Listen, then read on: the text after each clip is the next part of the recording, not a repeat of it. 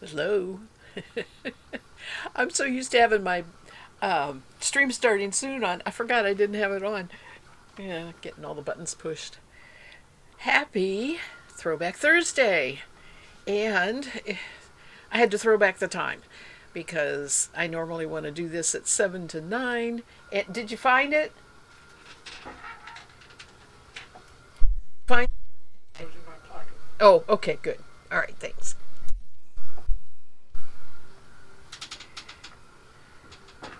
All right. Normally I do this 7 to 9, and we had finally a chance to have our Christmas get together with daughter and grandson, and we did it outside with a campfire. So it was pretty awesome, and we had a lot of fun, and it was a little chilly, except when the fire was nice, and it was a lot of fun. And time, I knew that I wasn't going to be able to do it at 7 o'clock because they were coming out very close to that. So we go ahead and celebrate, and they have gone on home so grandson can have his bedtime time, and I'm just a little bit late. Just a little bit.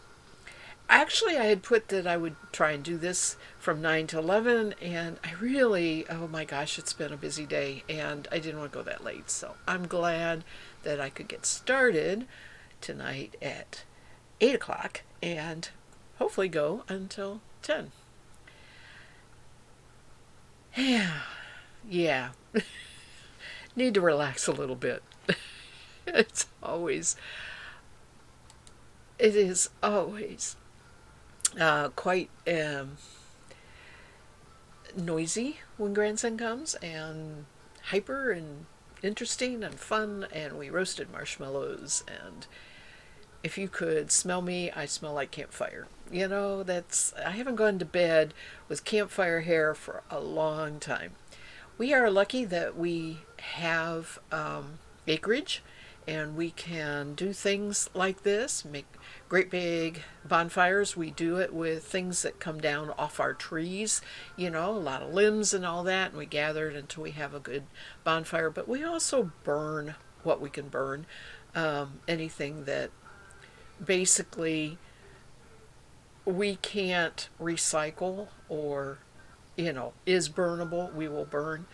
One of the disadvantages of living where I live is they don't have a recycling program, curbside, or, you know, that comes to the house.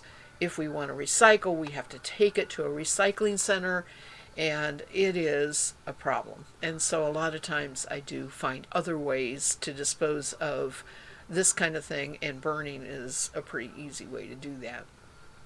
So we periodically have our bonfires.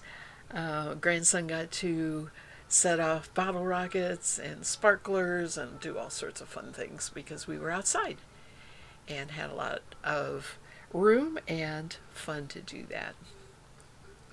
I'm going to hang around and just, I'm not sure what right now for a little bit.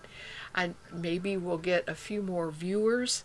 One thing I need to do is get a piece of paper for me to write on, because I like to keep notes. Things come up, I make notes for myself and that sort of thing.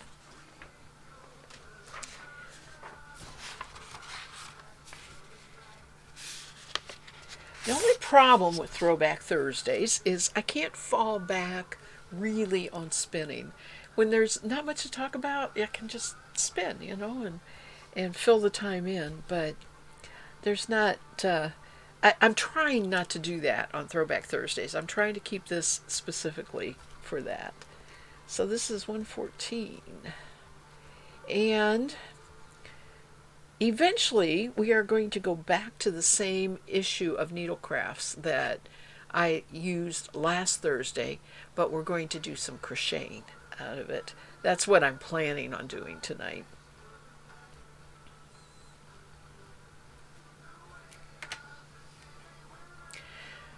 Let's see. Do I want to type a welcome?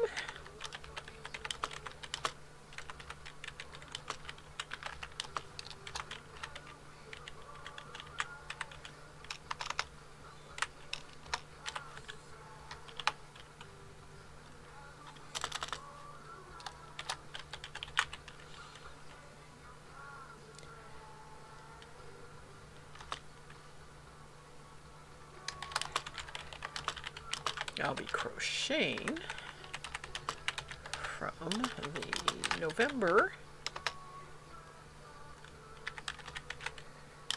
I always want to put 2018 instead of 1918.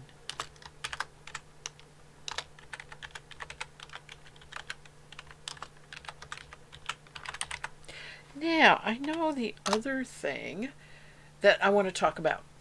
One of the things I did today before things got all super crazy and I had to leave the house and run all sorts of errands and get home and have company and all that is I got a new channel put on my Discord for Throwback Thursdays. And I posted the actual pattern that I used last week in that Discord. And I also posted the pattern that I hope to use tonight with crochet. And so I want to let people know, and I'll probably repeat this throughout the stream, that if you go to the Discord, then and go to that Throwback Thursday while I'm working on my project tonight, you can join me if you want to, following the pattern. Pattern tonight's pretty easy. I think it has like 6 rows. You know, it's now I say it's easy, but I'm not a real avid crocheter, so it's not going to be easy for me. But as projects go, it's relatively short, but you repeat it because it's lace and you make whatever length of lace you want to make. So I'm going to keep posting this command link for my Discord. And if you go to that Discord,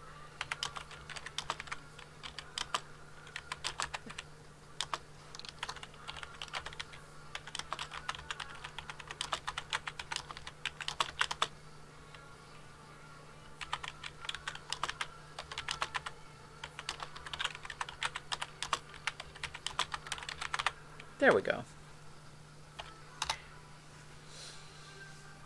Now, that unfortunately that'll probably go away as things start. So, you know, if we get the chat going, that's going to go away and I'll have to repeat it and say it a couple times. So,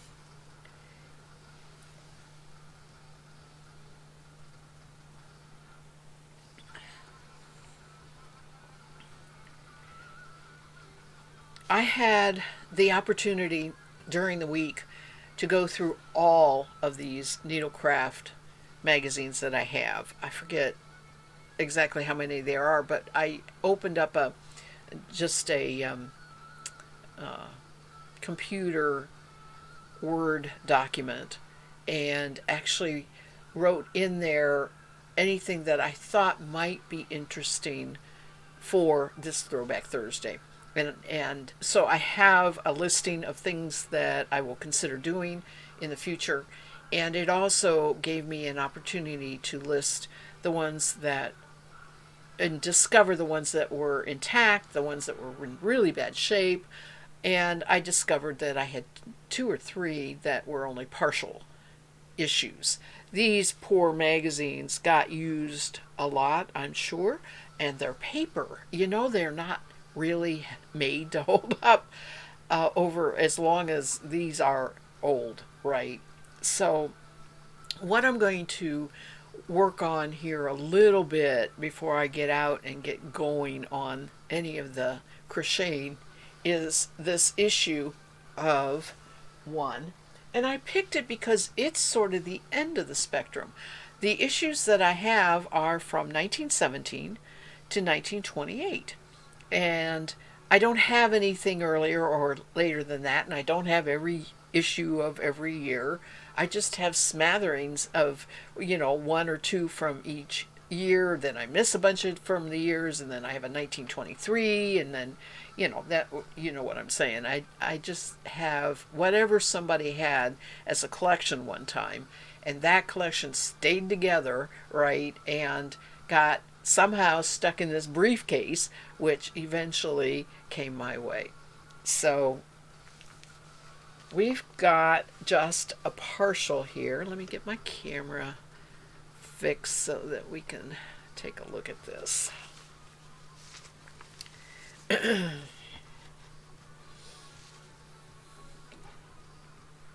It's about the best I can do. And it starts with page 7. So, I'm missing all the front pages and that sort of thing. But there's a few things that makes it interesting. First of all, when you look at it this way, it looks as old as the 1918 one. I mean, it didn't wear any better for being 10 years younger, right? It's looking pretty rough. But I noticed a change in a lot of ways from the 10-year earlier issues. And I'm going to talk about that as we go through this. Um, there's different kinds of crafts. They have gone on from a lot of the filet crochet that was in the earlier issues and that sort of thing. And there is a huge difference in the ads and that sort of thing. And so that's why I find it really interesting that just in 10 years the issue had expanded and changed with the times, right? This is cut work, and that was not something I saw in a lot of the earlier issues where you actually take a cloth, do your stitching like a blanket stitch over the raw edging, right, and cut it out very, very close to the edging so that you have this design. It's called cut work. So they're making some things here with cut work. And here is your very first change. We now have color in the issue. And it's a very pretty pink, right? We're getting into what looks so modern for them, right? This is cross stitch charts. And that is like to put on a napkin here. See here, you do it on your count threads and do your cross stitch design. So that's really pretty, and I kind of like that. I like cross stitch. I like doing that. This here is for you to actually applique and embroider these, a smock apron and your curtains and that sort of thing. Now, they don't really have the pattern for this, right? What they're doing is talking about what's a good thing to begin with, and they're saying begin with the apron, right? And they're giving little hints about how to do it, but they don't have specific patterns or anything like that. They're just making suggestions of what would be good for your apron and your curtains.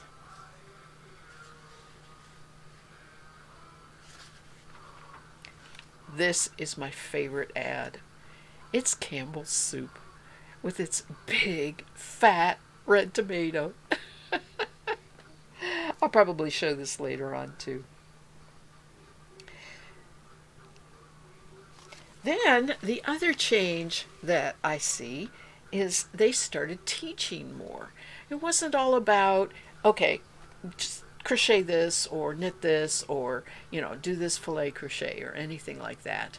They're actually doing lessons. So this is lessons in embroidery for beginners.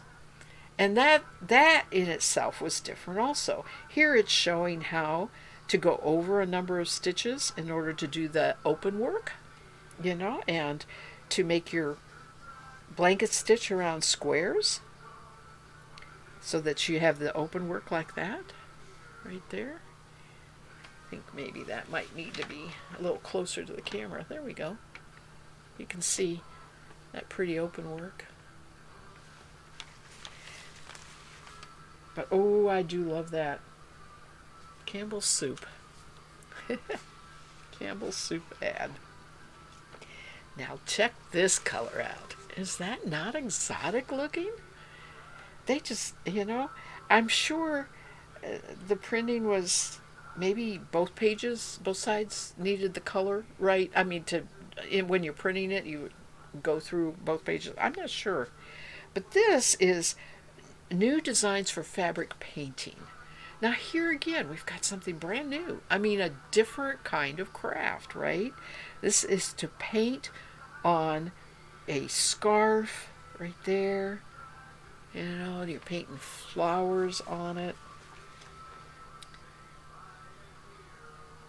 And I think that is just gorgeous. They're showing it as a shawl.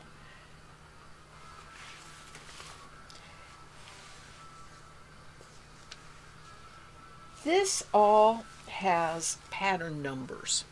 So this was something that they were selling to the people who were, you would write in and you'd pay so much and you would get the pattern back, which would have the design on it in order to do all of these different things. So that's not something they were actually teaching in the magazine. They were selling the patterns. And I'm sure that with those patterns you would get all sorts of information about, how to actually do it. We've got a big old ad here for Fell's Naphtha soap. We have food facts for home folks. And so they always do get into some kind of little bit of cooking whenever they do that. They have menu suggestions and that sort of thing.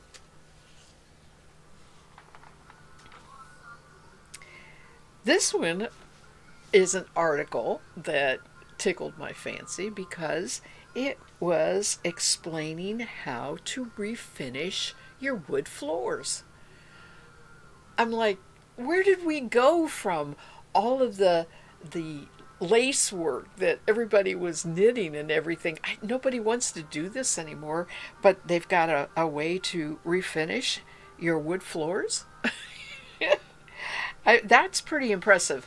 I did not associate, and there's no reason not to, that there were, people who were remodeling and redoing in their home in the 1900s. You just don't think of that, right? It just feels like more something that once you hit the late 1900s, the houses are old and you're taking care and doing all the restoration. I don't think of houses as being old, but that may be my misperception.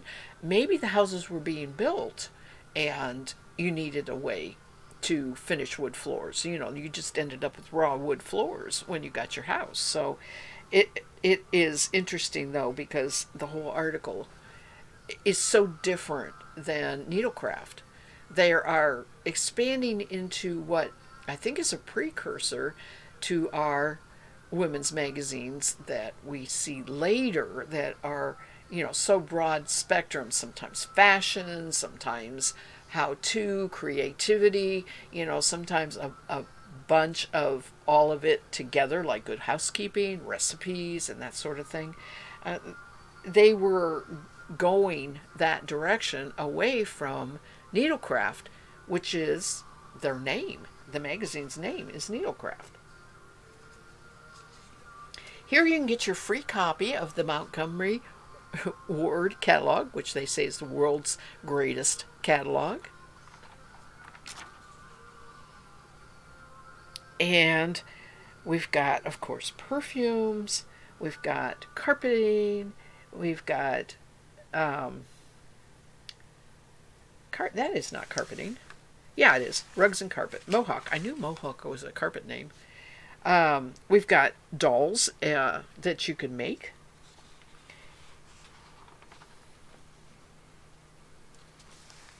We've got more food. Birthday cakes for some older folks. In other words, these are not kids' cakes, okay? Like the old-time watermelon cake and a Lady Voldemort cake. Good recipes, fun recipes. But I love this. We finally have a knitting pattern. Do you think we could get anybody, any little girl, to wear this lovely sweater coat and hat? Isn't she adorable? Actually, that looks like a really good hat for a kid. It's going to stay put. I don't know about putting the time into the coat, whether they would really want to wear it, but then I don't think this is really the play outside kind of coat. I think this is going to grandma's kind of coat, isn't it? Yeah. But it has a knitting pattern for it. What interests me, though, is it gives no sizing, right? It says girls knitted coat and cap, but it starts right off with attention, right? Work at attention to produce 6 1/2 stitches to an inch, measured over a plain, smooth fabric. What's that mean? That means stockinette stitch, not garter stitch, stockinette stitch. Plain view, plain knitting. And then it just goes for the back, cast on 92 stitches. Okay, you could kind of figure out from that if you got 6 1/2 per inch and you're going to cast on 92 stitches. I mean, you could figure out where you're going with it, but they give no indication on sizing on this at all about if you want to make it. Does your little girl look up about like that? It'll work. I think that's what, I think that's what they're saying. Okay. We have Sunset Dyes, and their thing is fix your stuff up with dyes.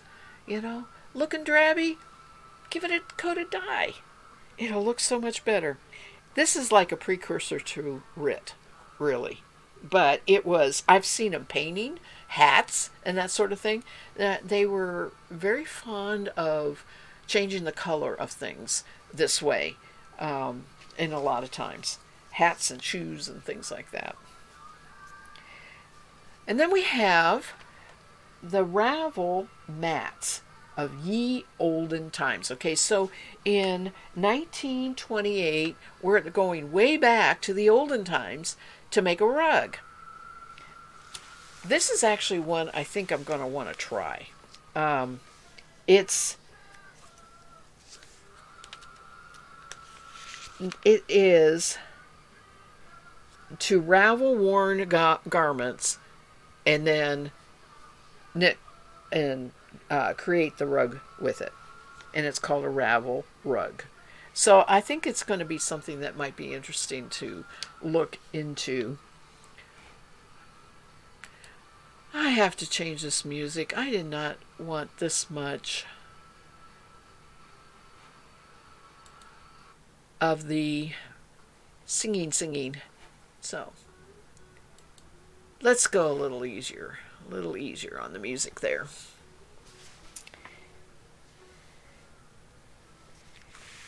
Okay, so I'm going to read this, what it says. First, take a piece of canvas, denim or other fabric, firm and even in texture and dark in color, measuring 36 by 54 inches. At least this is a good size. Bind with any strong, dark braid as you would a foundation for hooked rug. Then fold it up and lay it away. Yeah, lay it away. It'll be some time before you really need it. Next, pay a visit to the attic and cedar chest and collect all the socks you have put aside because they were too good to throw away and too far gone to darn. Take the sweater you were always going to rip out and knit another style but never did. Pick up any knitted gloves, mittens, mufflers the boys have finished with, and similar articles of no further use in the original way. Sort them, putting the light-colored things in one place, the dark ones in another, and keeping in mind your color scheme. Consider which will take certain dyes best. The light gray socks and mufflers will take the very deep shades of red and green. The darker gloves, mittens, and stockings come out admirably in brown and black. A little experimenting will show you just what dyes to use for different articles. If the sweater happens to be one of those very light shades, it is sure to prove a lucky find because from it may all colors of light red to pink, light green to yellow, and golden tan to burnt orange. The next move is to ravel these worn garments. Keeping the colors separate, wind the yarn into skeins, any convenient size, tying well to prevent tangling, and wash then, and when dry and fluffy, wind in balls. You are ready to take another step. Using a pair of fairly coarse steel knitting needles, knit the freshly washed yarn in strips. For a mat the size of this one, you will need 35 strips, each about 2½ inches wide and 1¼ yards in length. The number of stitches cast on depends somewhat the weight of the yarn and the closeness of your knitting. As a rule, 20 stitches will be just about right. It seems like quite an undertaking, but it is straight going and very pleasant pickup work. There are many odd minutes when one can knit a few rows on so small a bit, and it would not be worthwhile to start doing something else, so really it's not much time involved in the making. Once you have all the strips ready, plan to take the first fine windy day to dye them. Get the dyes ready, whether you prepare them from the herbs or leaves or barks gleaned from the woods, as some do, or buy them from the store. Dye 8 of the dark strips black, which is always a good accent and brings out the bright colors. Then, with small quantities of dye and your own good judgment guide you, color 2 strips in each of the following shades: dark brown, light brown, golden tan, light tan, dark red, scarlet, light red, deep pink, dark green, light green, bronze green, and deep yellow. This leaves 3 strips of undyed. These make one burnt orange, one light pink, and one pale yellow. Of course, one can choose any colors you prefer, but for the first attempt anyway, then the adventures may continue as light. So these are going to be drying on the clothesline. You'll begin to glimpse the coming beauty of your finished mat. When all of these are thoroughly dry, heat your iron very hot, and after pinning one end of the strip to the ironing board, hold it securely and stretching it until it measures 1½ yards or 9 inches more. And I gotta turn my page. I hope I have a page.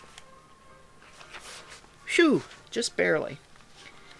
9 inches more than you started with. Place a very damp cloth over the knitting and press until perfectly dry. This operation sets the kinks, which have absolutely necessary that it be perfectly done, as the last strip shows. Do this with each strip separately, and then once more you can take your work out on the porch, under the apple tree, to the length, or wherever you choose. Oh, to the beach. Place the edges of each strip together so that you have a piece of work 1¼ inches wide and 1½ yards long, and baste carefully. When you have thus made the strips ready, sew them onto the foundation prepared at the very beginning using a large needle and strong thread, putting the needle through the 2 edges you basted together. Be sure not to sew on the folded edge. That must be left loose. The first and last strips are put up close to the edge of the foundation, just allowing enough material to sew to. All the rest are placed about 1 inch apart. So, I'm not going to read any more. First of all, you don't take your fabrics and make strips like I thought. I should have read that before I got going here on this. You actually take yarn, and you're going to be sewing it in rows along the denim base. Now that I hear that, I have had this aha moment. I don't need to unravel anything. What I need to do is try this with my very super bulky yarn that I spin and really have never had a good project for. I mean, that it's just be awesome. The thing I don't really get is how this is all fuzzy, right? So there's going to be further adventures on this, trying it out and everything, eventually. But I see now that the use for it, for me, the adventure is going to include my handspun yarn, and that makes me even more excited about it. So we won't talk any more about that right now. We're just going through this. We have, as we always have, the fashion patterns that are currently very popular. And we have Um, some more. The Needlecrafter's own page always had people writing in with things, and in this particular case, I was real intrigued by this one pattern called the Mount Vernon bedspread, because it is a counterpane made of 5 strips consisting of alternating bars and stripes in blocks of 24 rows. The material, it was similar to number 8 knitting cotton. Okay, this doesn't have a picture, and so it would be kind of a thing of faith to make it, but it casts on 105 stitches, and you knit in groups of 21, and you do have knits and purls, so that I think you're going to get bumps, right, to make a design. But it's called the Mount Vernon bedspread, and it's, where you make your strips and then sew them together for your bedspread. The other one that's on here is a pineapple design, which is actually crocheted. But these were submitted by other readers, is what they're saying. We have Singer sewing machines, and it's very interesting because, as you can see, it looks like a side table, right? I don't even know how they got a sewing machine down in there, to be honest with you. It's a cabinet model created for the modern home, but it sure doesn't look like it would hold a sewing machine in there.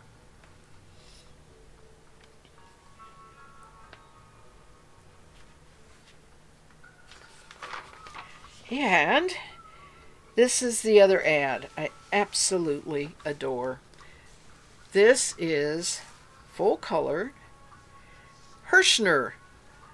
One of the very first ads I have ever seen. I mean, I get the Hirschner catalog all the time, right? This is a Hirschner art needlework is a pleasant pastime. Frederick Hirschner Incorporated, established 1899. And as you can see, they have the traditional pillowcases. I mean, you always see the pillowcases in the Hirschners, but then after that, things look very, very specific for the period of time. We pay all postage. Always a perk, even back then, isn't it? Quilting patterns. Sorry for the wiggle. Art needlework. Aprons. Such cool pattern. Such cool ad. I loved it. We have another color page. Like I said, it seems to be that they needed it back to back, but this is about painting furniture. So this is decorating pieces of wood with paint, and here's your, of course, your classic magazine rack, right, that you put your Needlecraft magazine in. But it has a lovely coat of sort of antique green paint and a flower stencil design on there.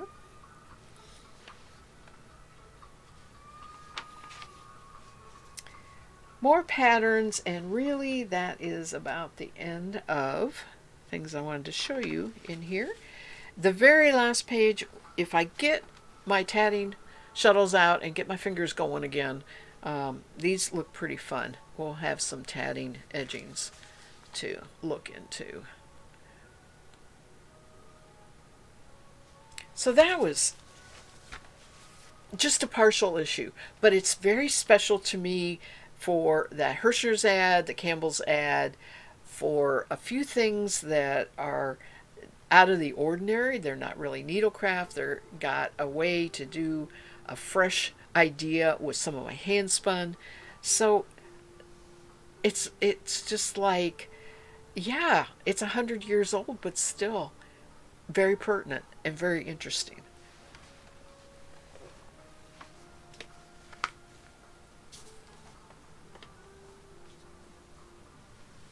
So the one I used last week, I did a knitted one repeat of a lace. It's supposed to go this way. This is not blocked, unfortunately.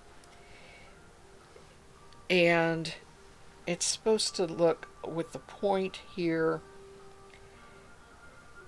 And I'm first here to tell you, this did not knit up well for me. And it could be, I mean, this was not, this was a dry run, right? I hadn't tried it ahead of time. And I have a feeling, since this pulls in, I was off somewhere on my stitches, and this angle's not quite equal, a little bit, but it's just off on the one side, right? I think that I was off on my stitches. Got this area pretty good. The other thing is, it was way bigger than I thought. You know, because I was thinking that it might go on my fingerless mitts. Well, I want something that's about half that, like about like that, right? So it ended up way bigger. So I probably needs, if I stay even with this same yarn, it probably needs way thinner needles. I use 2s, and I suppose I ought to go into a 0 or a double 0 or something like that, and maybe not have it quite so big. Or I need to find other edging designs that aren't as big. This might have been made to go around a collar or whatever, and they wanted it this big. But this is what I did last Thursday. And tonight I thought I would do, out of the same issue, I would do a crochet pattern. Let's see if I can find it here. This one is falling apart more.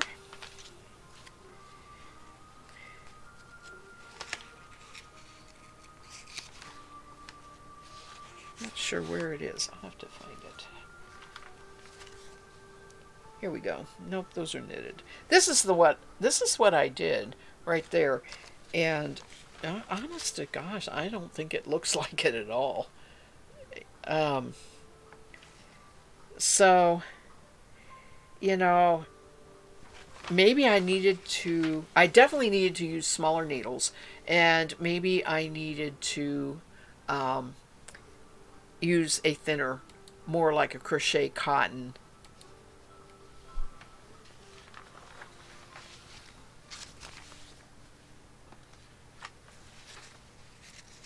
So let me find these crochet ones. I wonder if they are. Oh, I had it open to it. There they are.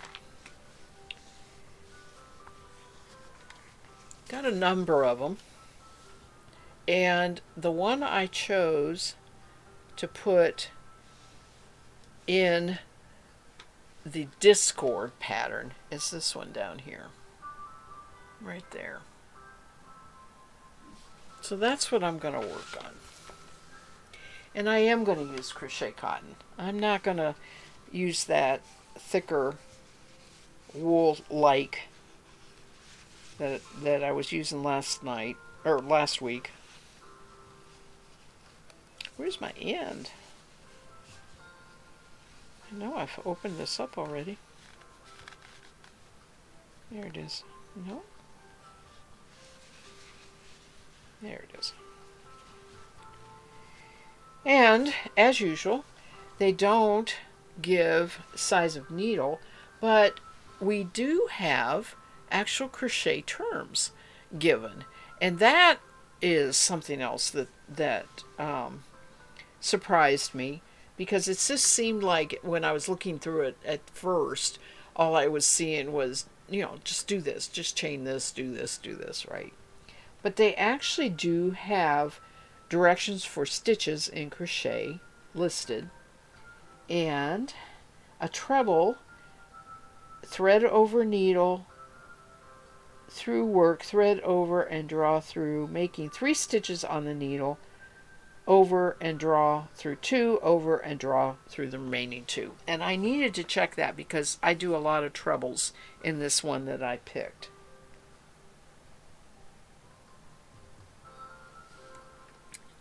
as I said earlier, I put this pattern in the Discord so you can follow along, try it out now, try it out later.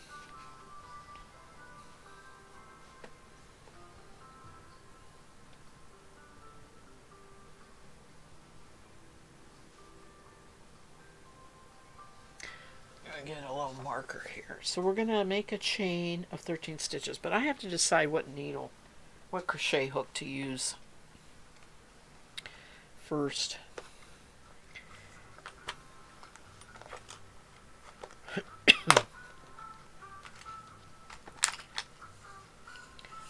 I don't know what I have in here. Wow.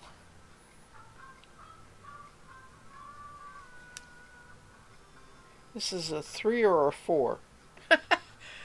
They say this is a 3 or a 4. That's what they say on there. Same as 3 or 4. Boil. And it's rubbed off. I can't see the letter on it. These are fat ones. I know I don't want that. These I don't think I want either. The metal ones. Oh, well, maybe I do. Okay. Yeah.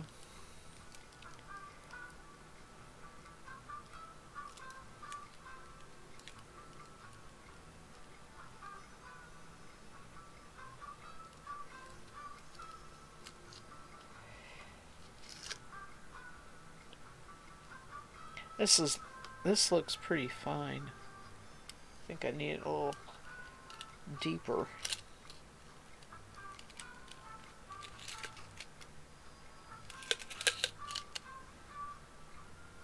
I keep picking 7s out of there.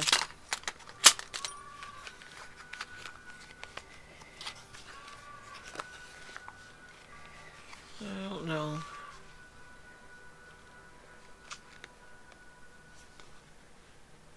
You know that those have different numbering system than these do. These are from Lee Ward's. Oh, that dates me.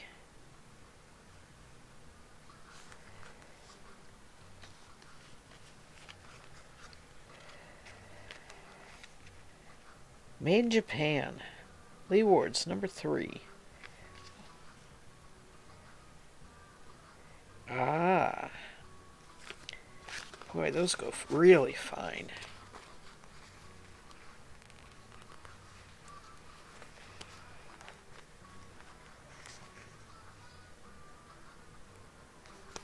Okay. So the numbers get finer. The higher numbers get finer. Bigger the number. 0 is the biggest. This one is 3. 7 is a lot tinier. Okay. I'll try this. I may have to change a couple times because I'm not used to them. I just don't quite understand why that's...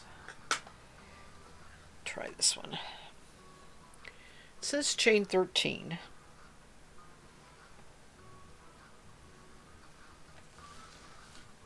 I need to move this table and get myself more comfortable. I have to sit back against the chair.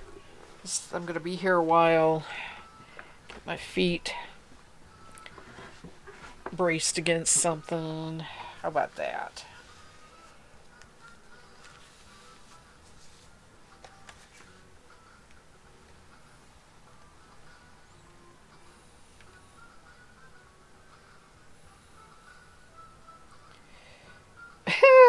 I was going to start knitting. Okay, you don't need a long tail when you're crocheting. Do this right, Cindy.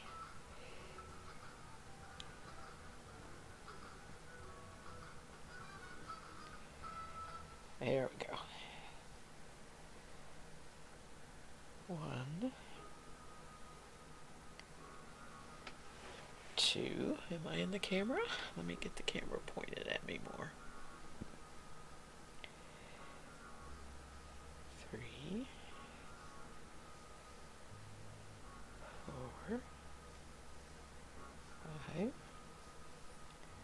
6, 7, 8, 9, 10, 11, 12, 13. I love chaining. Super easy. Okay. Oops. Let's see. All right. Chain of 13. Turn.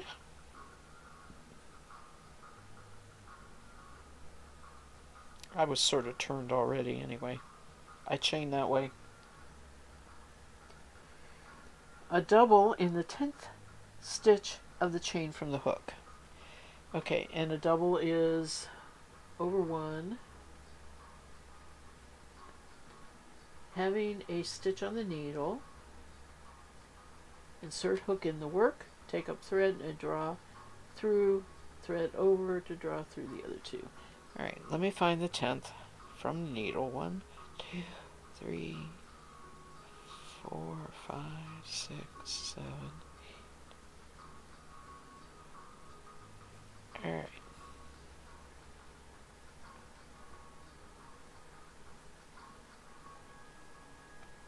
Take up thread and draw. Throw your thing. I was just making sure that what I know as a double crochet is what they're calling a double crochet.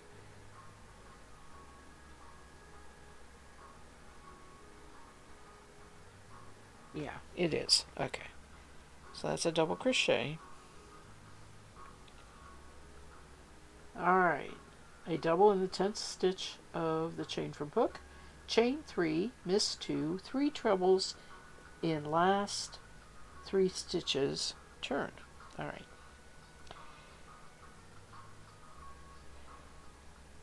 So chain 3.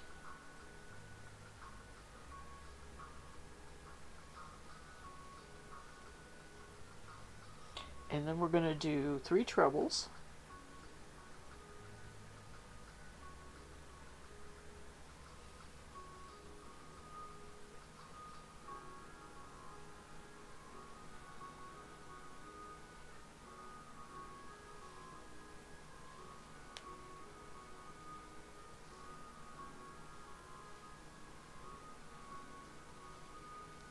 That's 1. A treble we throw over, don't we? Thread over needle, hook through work, yeah. This is 2. I have a really hard time with crochet.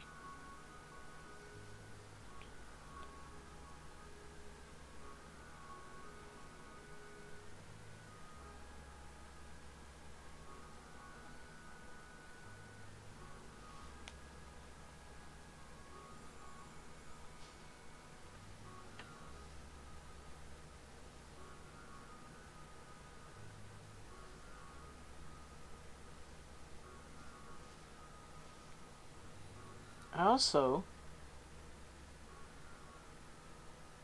really miss, it says turn, I really miss having that chain 1 to turn on.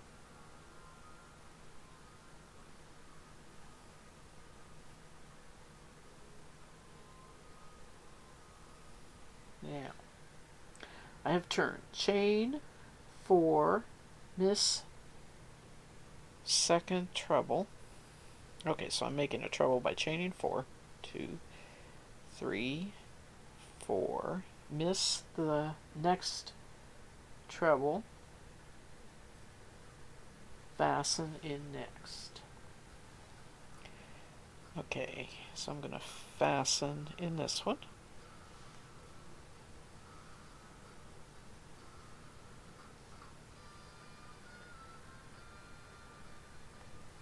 Actually, I think when I fasten, I don't take a stitch.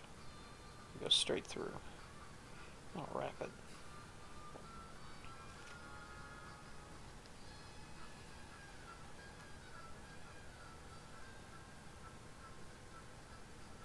I like this hook.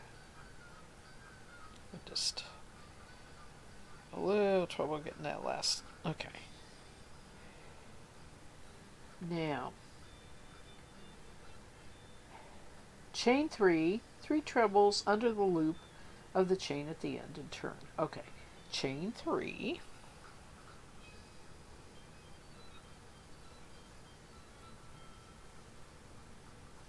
and then 3 trebles under the loop of the chain at the end and turn. So 3 trebles in this loop.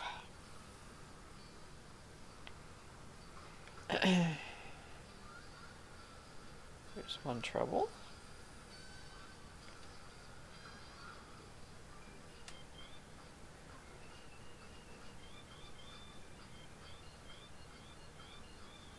There's the 2nd treble.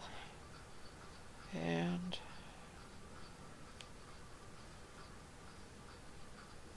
there's the 3rd treble. And turn. We're on row 3, chain 5.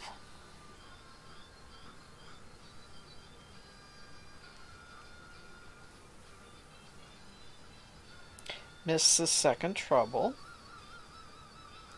And fasten, right?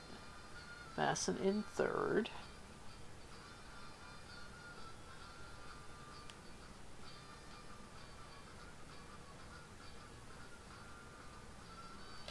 Fastens are hard.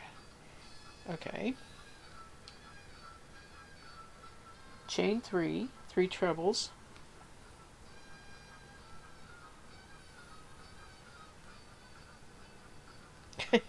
Can't get my fingers going here.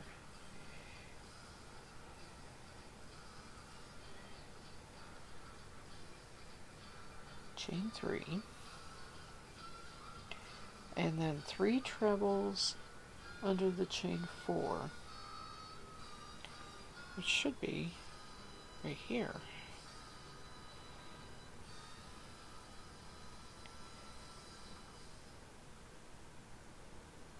I think the hardest thing about crochet is knowing where exactly do you go next.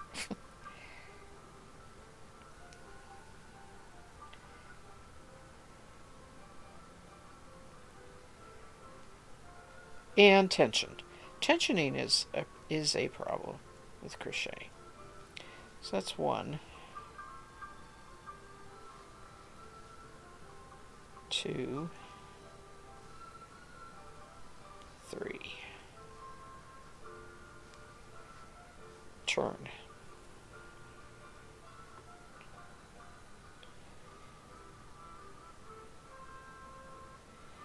I don't see. They sure never end up looking like the picture. Alright, chain 4.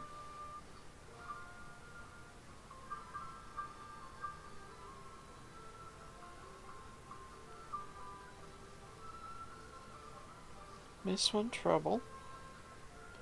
Fasten in the next.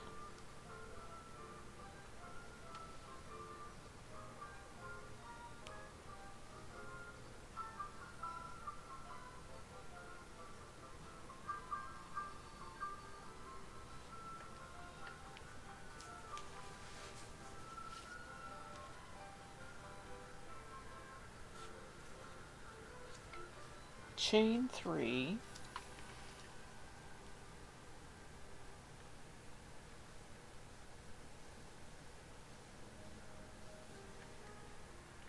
Ten trebles under the 5 chain.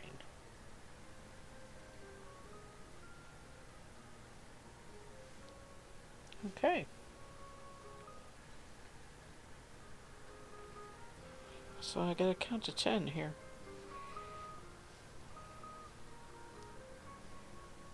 That's 1,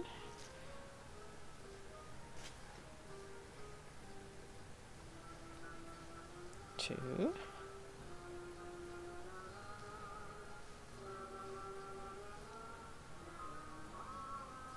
3,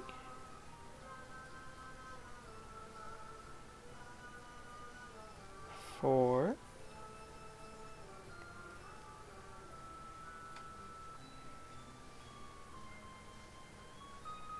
5,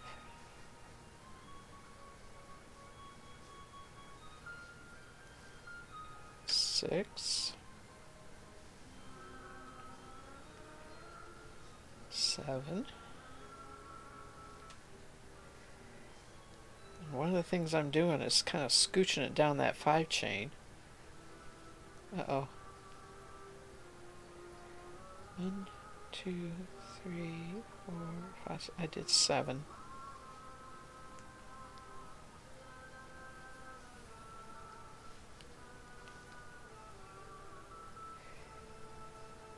Eight,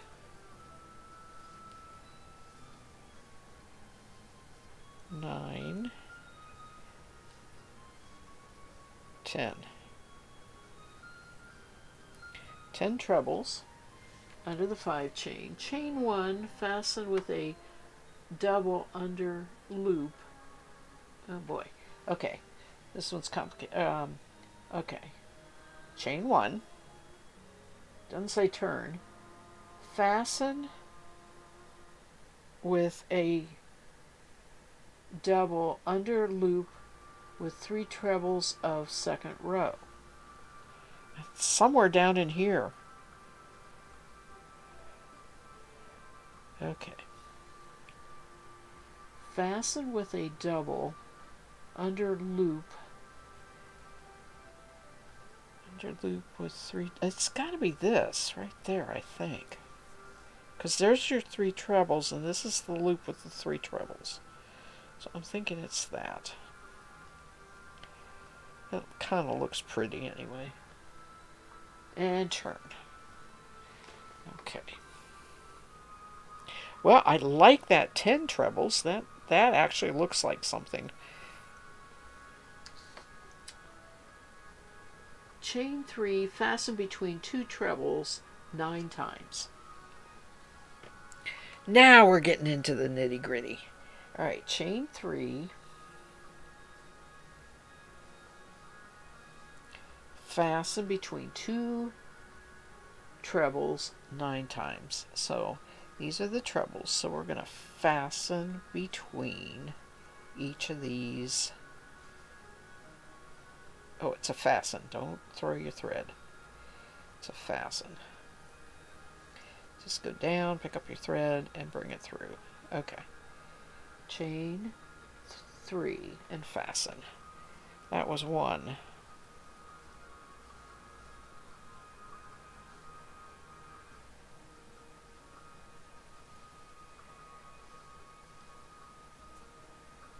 Two.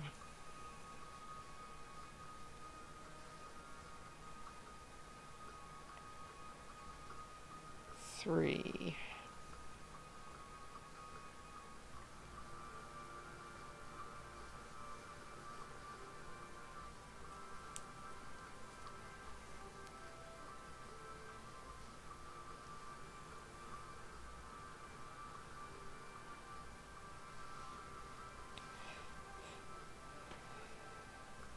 4.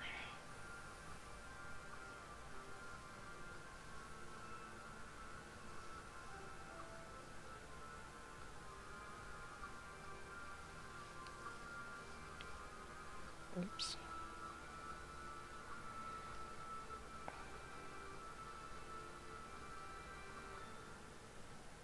5.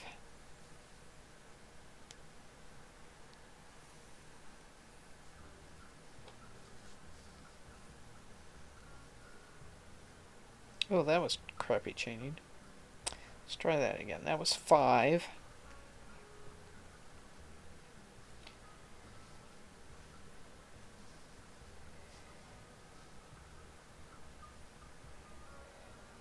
6.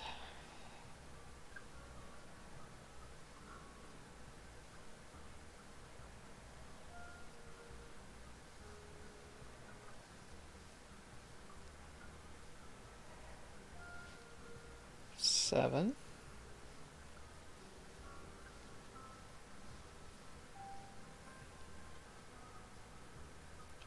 8.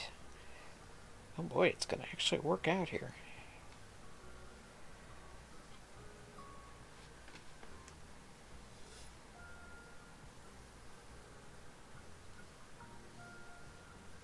9. Last one to fasten right here. Okay. That made it nice and lacy. Excuse me. I'm a little hoarse from being outside in the cold. Alright. Chain 3, 3 trebles under 4 chain. Chain 3. Okay. 3 trebles under 4 chain. 1,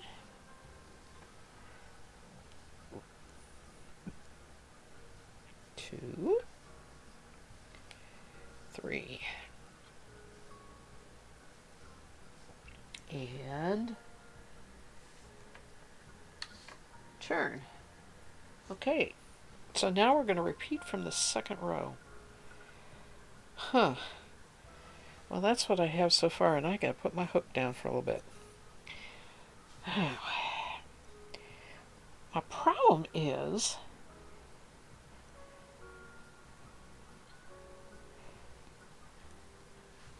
this here is supposed to be like that right there.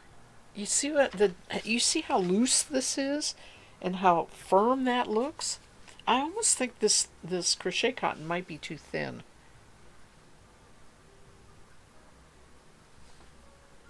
Now I could get a bigger needle and try it, but I'm going to go on and do a couple more repeats here. Okay, repeat from second row, putting 3 trebles at the end of the first loop of 3 chain. Okay, repeat from second row. So we chain 4.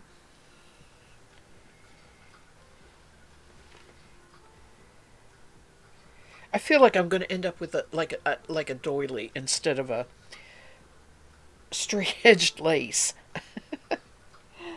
Oh goodness. Chain 4.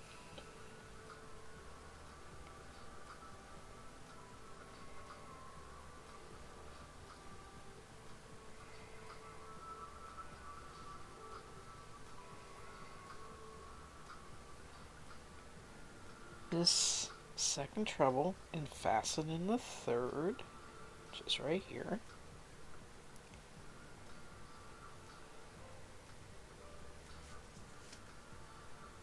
Chain 3. Put in 3 trebles. Okay, I'm not to the 3 trebles yet. Chain 3. 2, 3. 3 trebles under the loop of, okay, putting the 3 trebles at the end under the first loop of 3 chain. First loop of 3 chain. That would be there.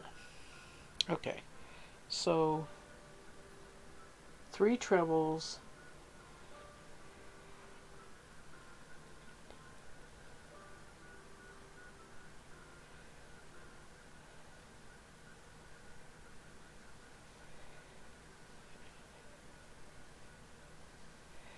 there's 1.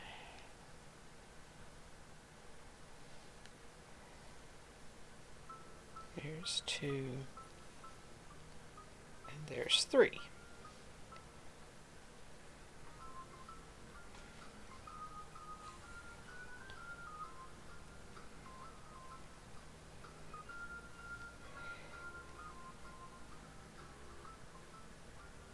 And turn, chain 5.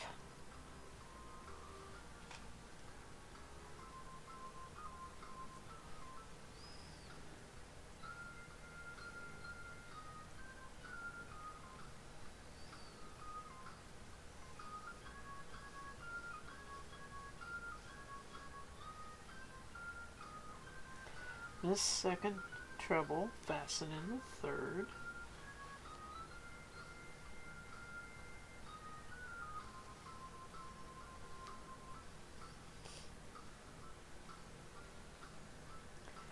Chain 3. 3 trebles under the 4 chain.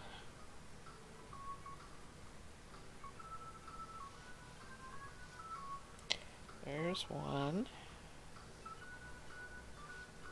There's 2. There's 3.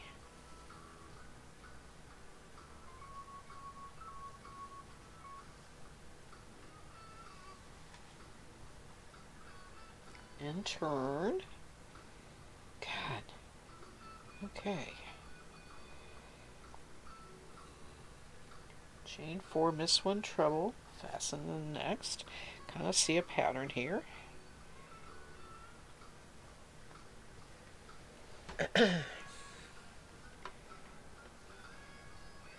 Chain 4, fasten the last treble.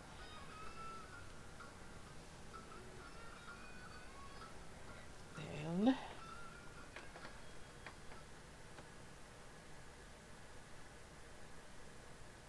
chain 3, 10 trebles in the 5 chain. Okay, chain 3.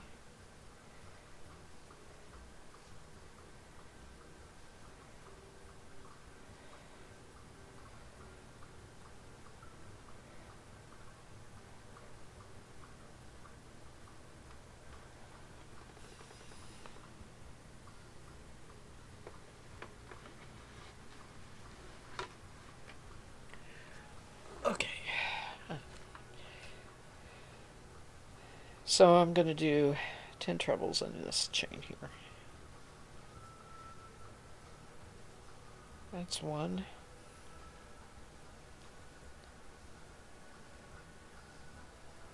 2.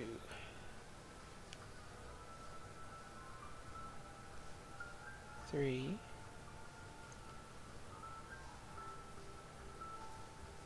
4. 5.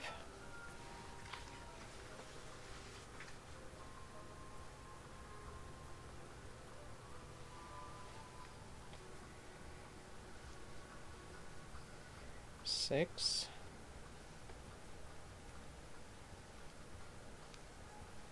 7.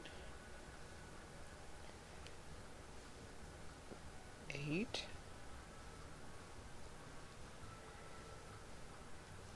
9. 10.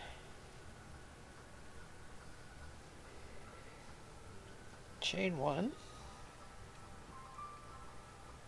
Fasten with the double under the loop with the 3 trebles on the... Okay, so this is right here. Fasten with the double.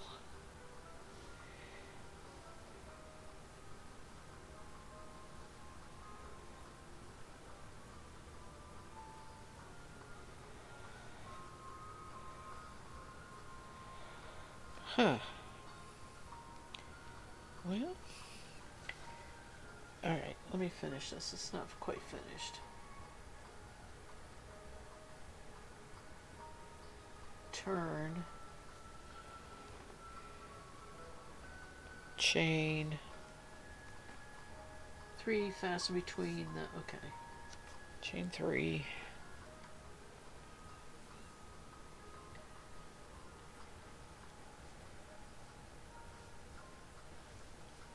And then we're going to fasten between the 2 trebles 9 times.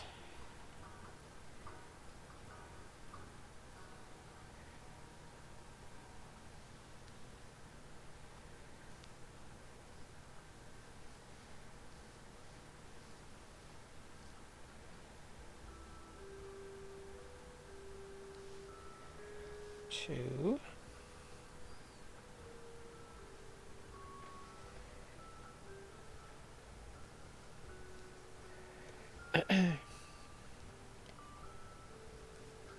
3.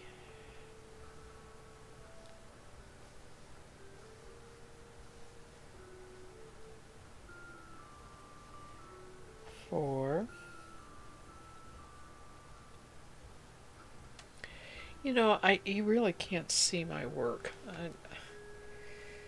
working here. How about I try this? See if I can get it down there.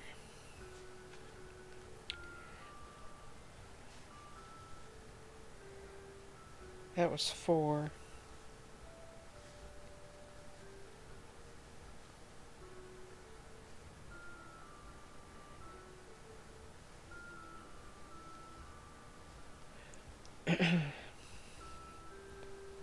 Five.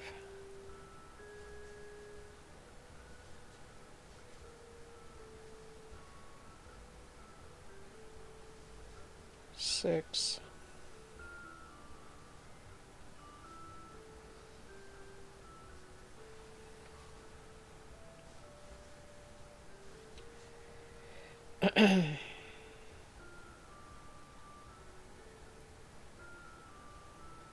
7.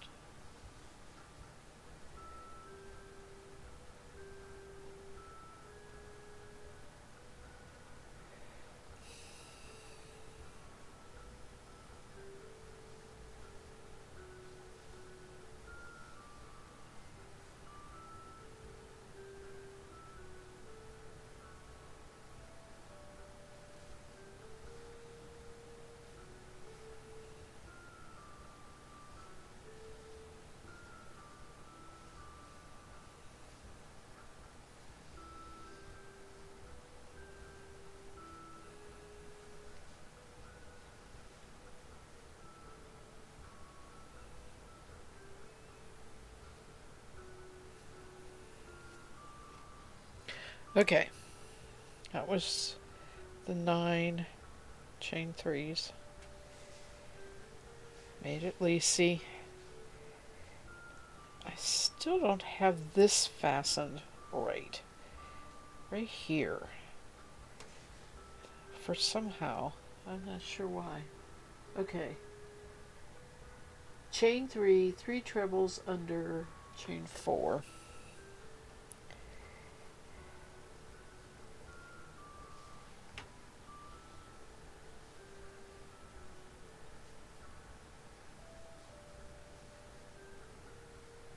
One,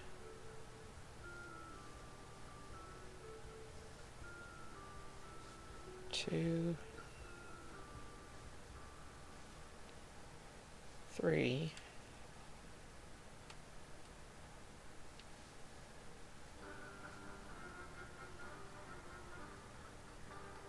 'turn, and you start again from the second row.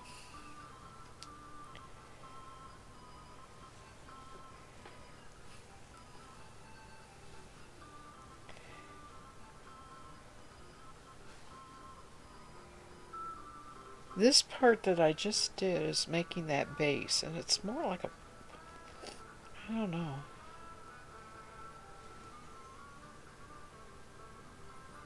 Don't have a nice even edging like I should. I love this. This part is really working good.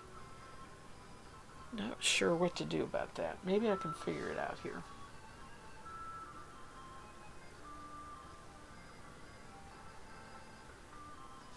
Putting the 3 trebles at the end, I think that last statement is probably the key, but alright, so chain 4. Let's see, I'm supposed to turn, right? Yeah, I'm supposed to turn.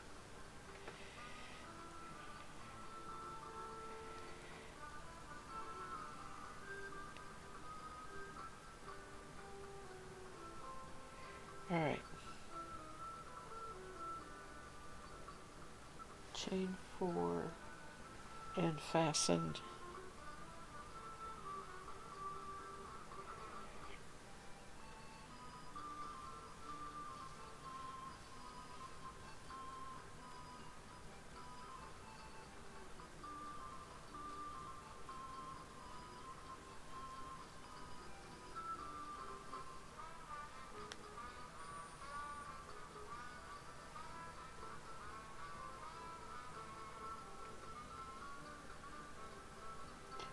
Chain 3, 3 trebles.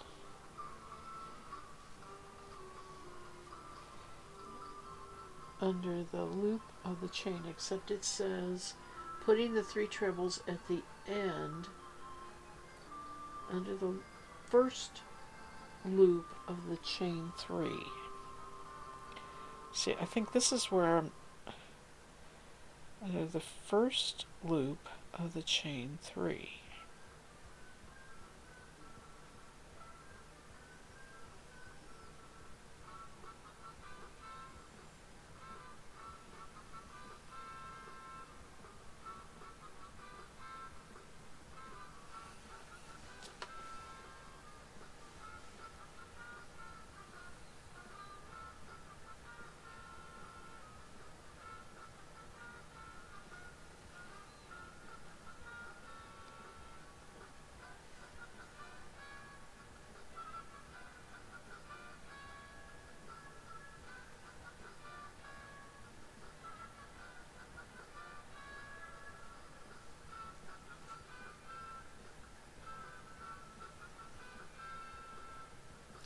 Seems to me it should go here.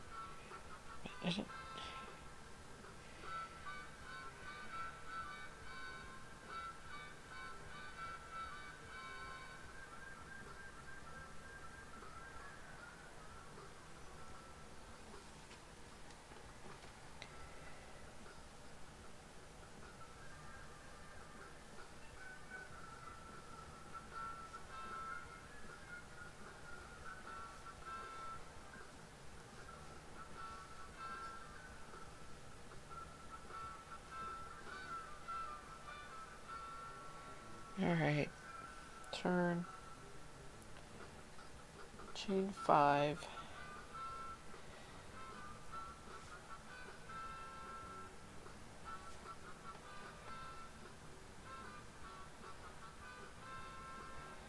let me try something else here.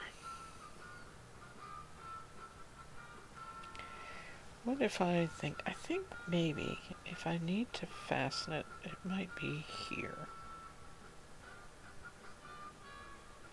Let me try that.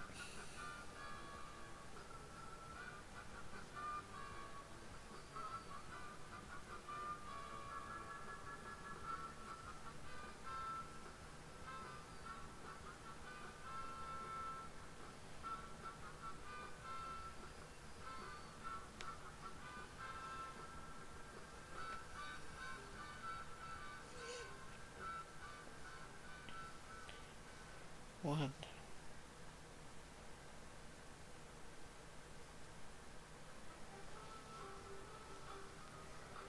2, 3. All right.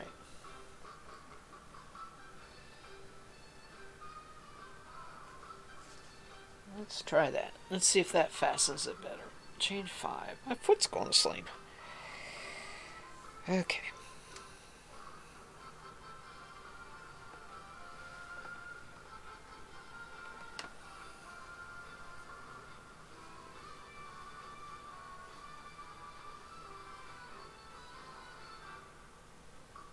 Fasten in the last treble.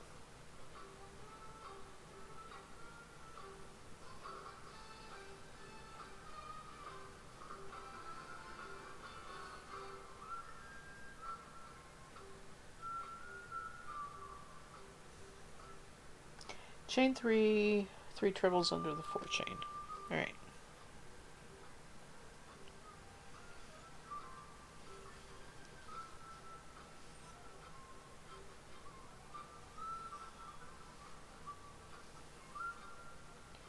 Chain 3, 3 trebles. Okay. 1.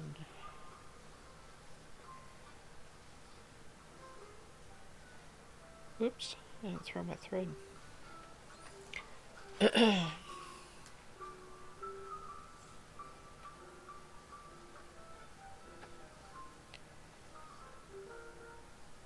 2,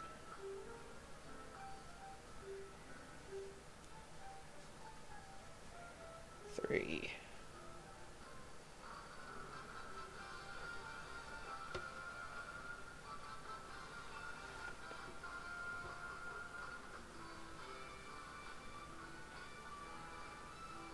Alright. chain 4,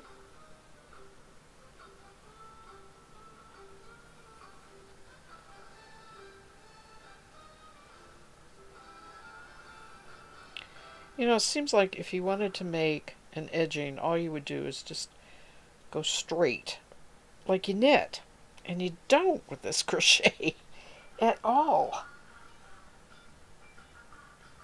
Alright, I fastened in the next. Chain 3 10 trebles under the 5 chain. Where's my 5 chain? There it is.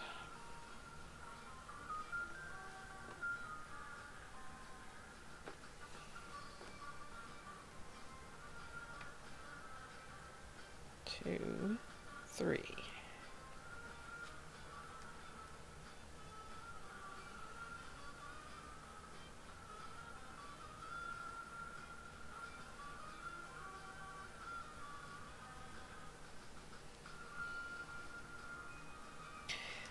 Oh, come on. I don't have my tension right here.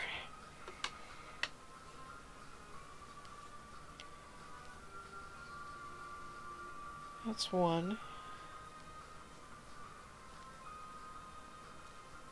2.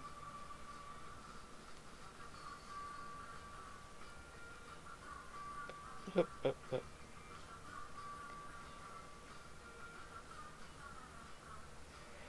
3.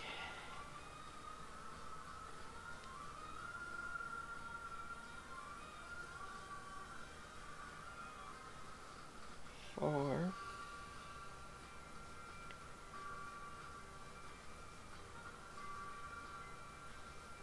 5. 6. 7.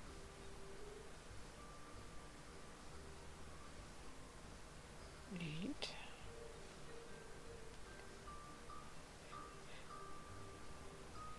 9.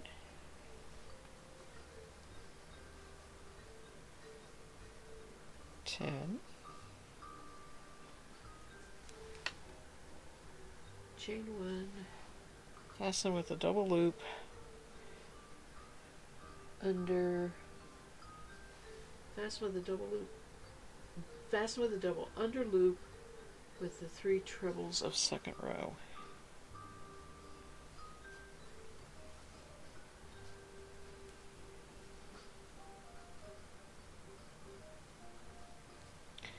Oh, this is not working at all. Not working.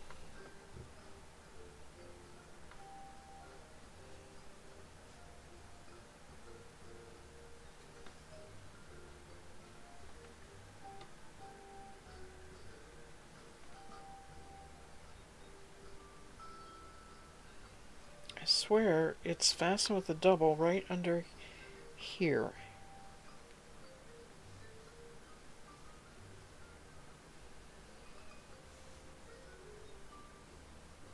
Okay. Turn chain 3, fasten between the things.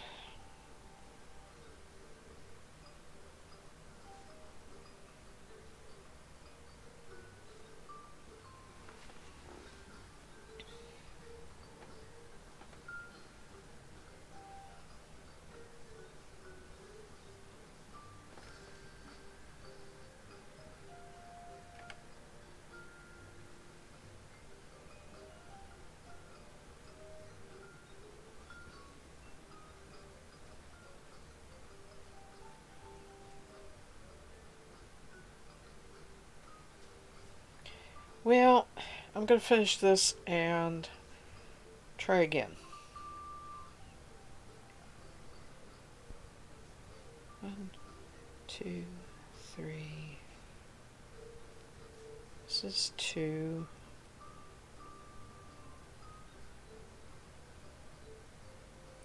I thought I had it, but I am not going in a straight line.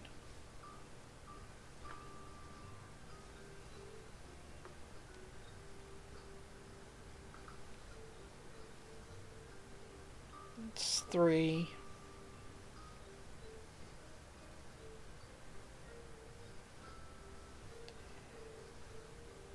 That's 4.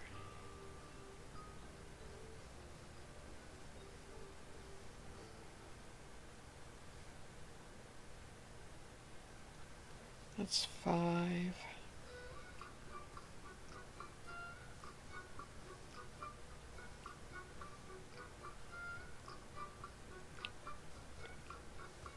That's 6.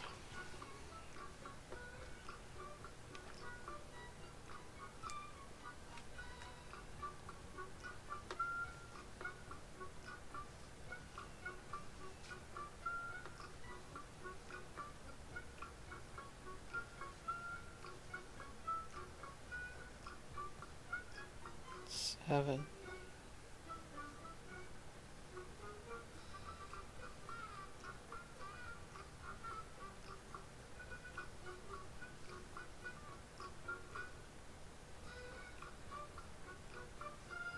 Okay.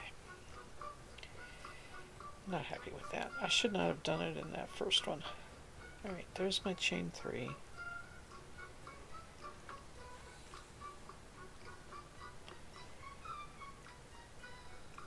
One, two, three, 4, 5, 6. 2, 3, 4, 5, 6.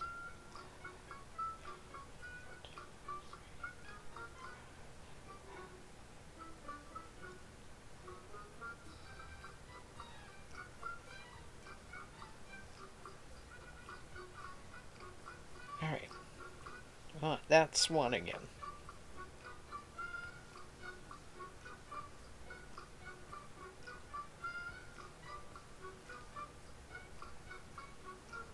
Two.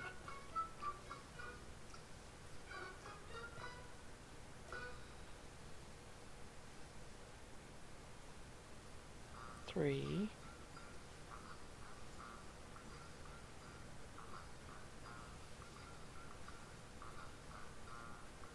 4.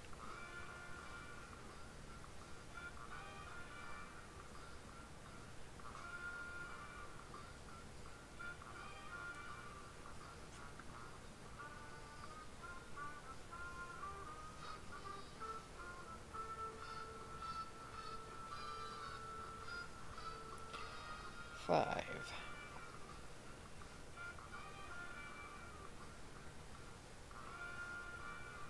6.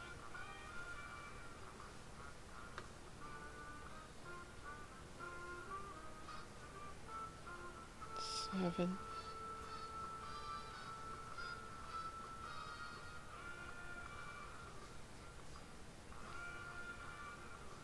8.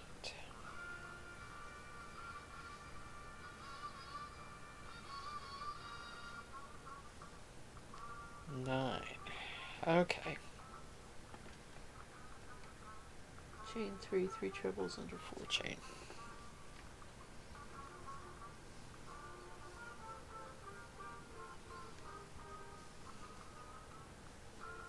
1,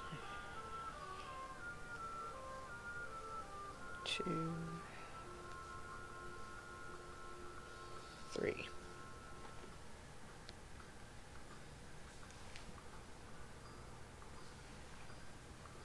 Now it says turn and repeat. So, I do not have a straight.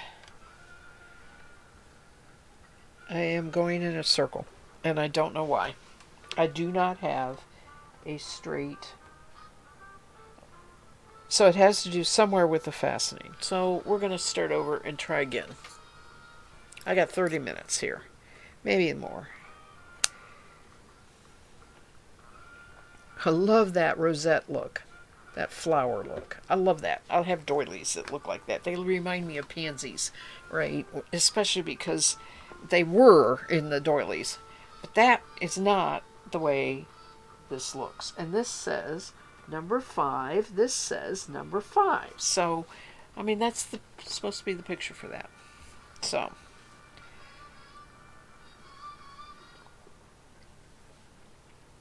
do I try it with a thicker yarn? I don't have it here, so I'm not going to do that. We're going to figure this out.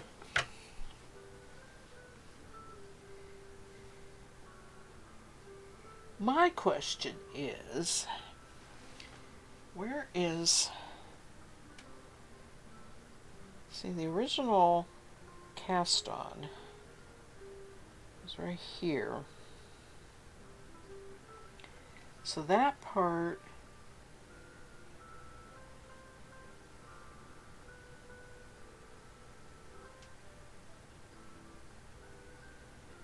Can't even see where it looks like anything here.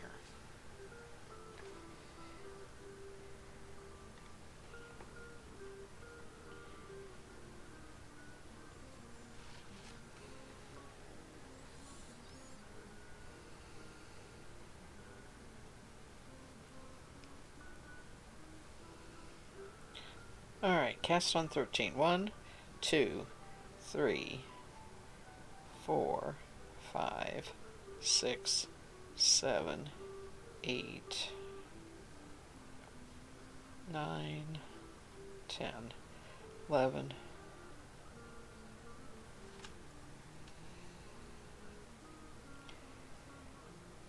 12, 13. Now,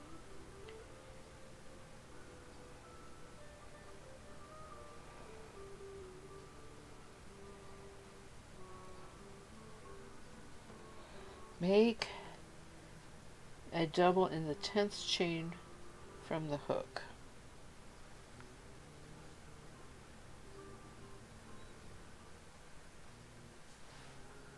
I really don't think you're supposed to turn, but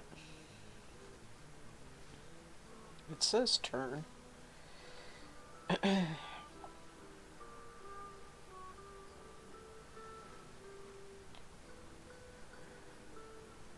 One,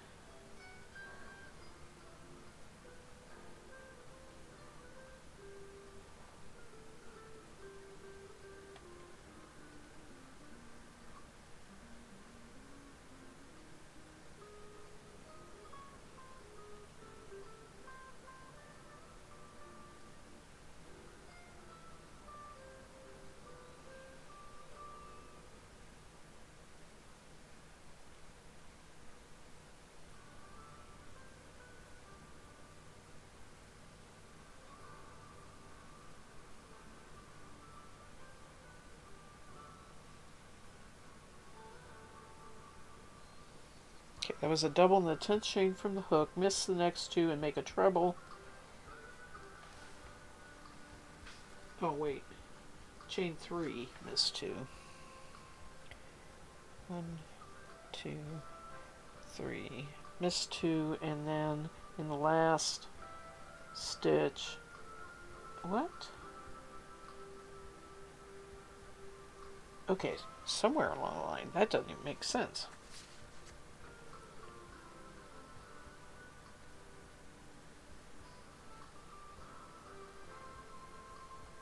Chain 3.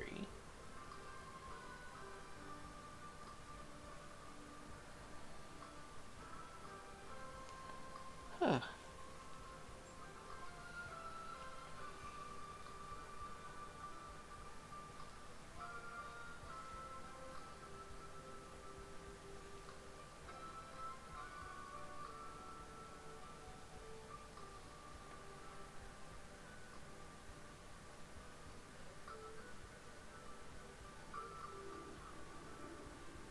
Miss 2 stitches and then 3 trebles in the last 3 stitches means 5 stitches, and if you're going 10 and 5, that's 15 instead of 13.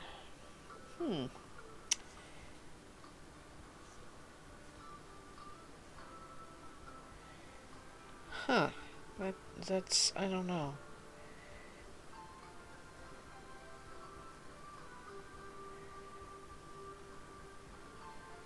So if I need 3 at the end to make a treble and miss 2, I want to go to this stitch.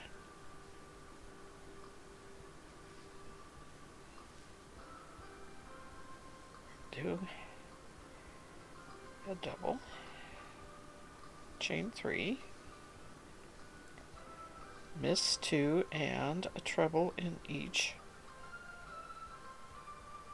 of the last 3 stitches. There's 1,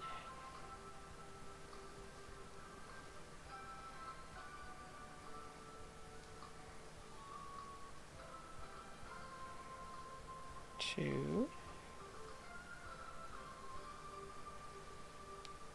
3. Okay. Turn, chain 4. Alright, turn. That looks more like the base, doesn't it? Sure does.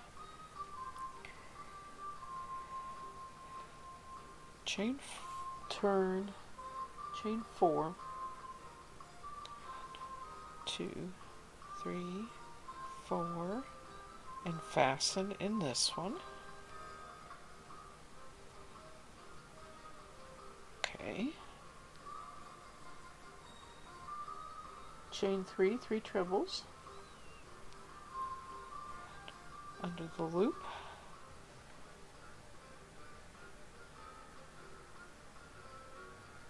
Under the loop of the chain at end, turn. Under the loop at end of... Okay. I fastened. Chain 3 I did. 3 trebles under loop of chain at end.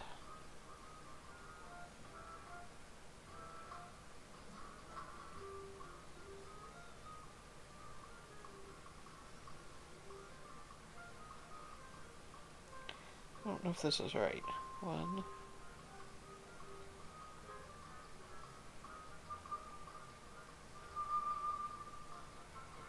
2,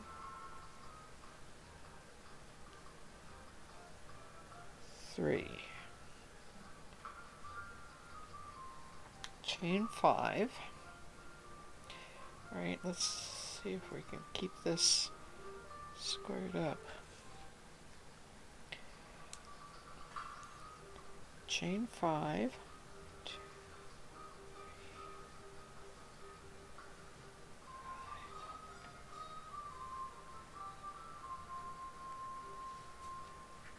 fasten in the third treble.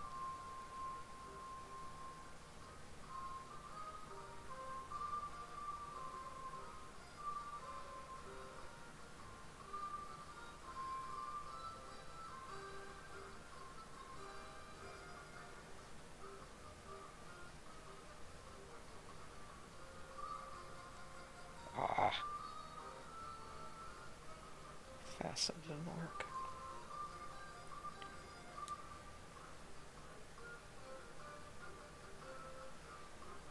Yeah, let's get this fastened here. There. Okay.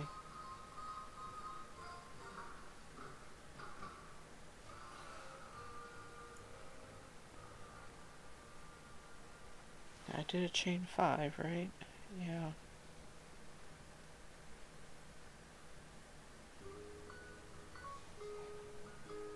Chain 3 trebles in the 4 chain. Now, which chain? This is where it's getting wonky.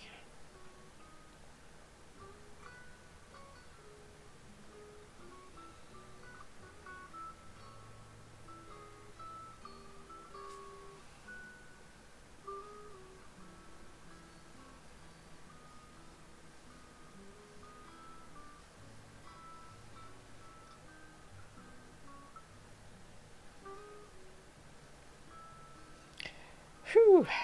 I think my blood pressure is finally back to normal after all my day, but this isn't helping too much. Alright. I swear.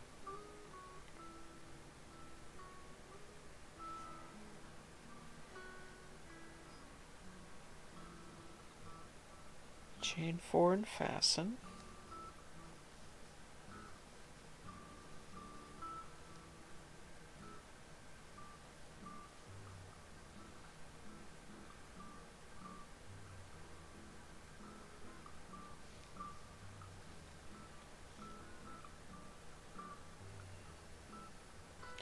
chain 4 and fasten, chain 3 10 trebles in the 5 chain, and see the 5 chains on the end. I think I finally got it. Okay, I have to skip this whole middle section here when I was putting it in the wrong place. Chain 3 10 trebles. So yeah, this goes over here.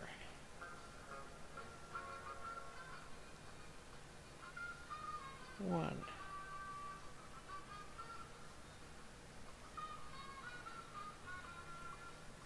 2,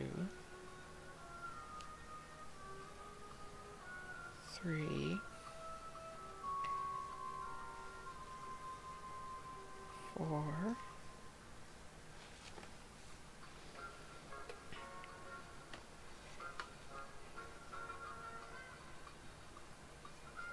5,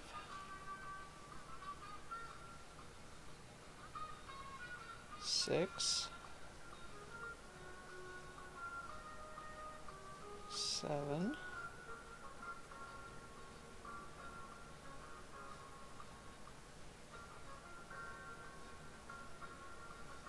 8,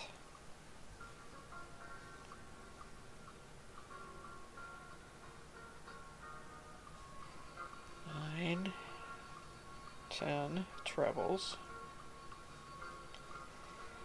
and chain 1, fasten with a double. Okay, let me get back squared again. Fasten with a double under loop with 3 trebles on second row, under loop with 3 trebles second row.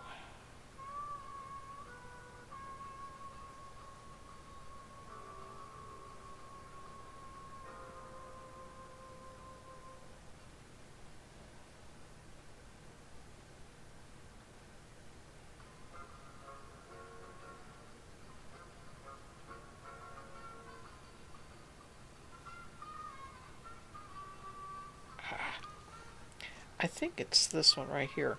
There's your 3 trebles, so I think it's this one right here. I'm having trouble getting a double in there. Okay.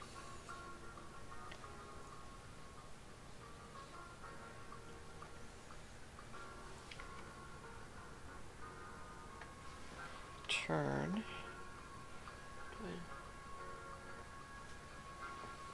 Chain 3.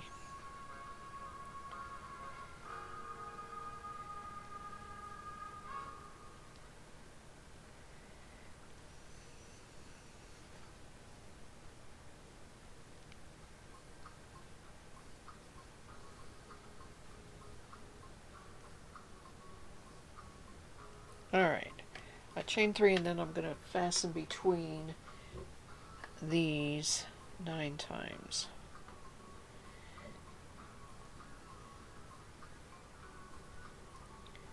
Let me count. 1, 2,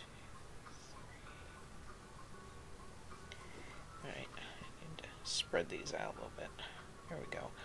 2, 3, 4, 5, 6, 7, 8, 9. So it's right there.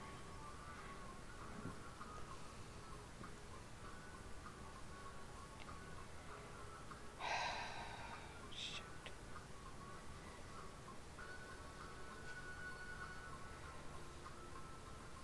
1.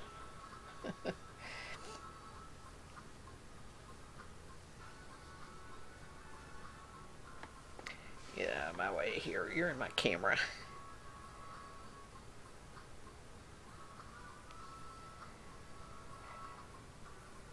2,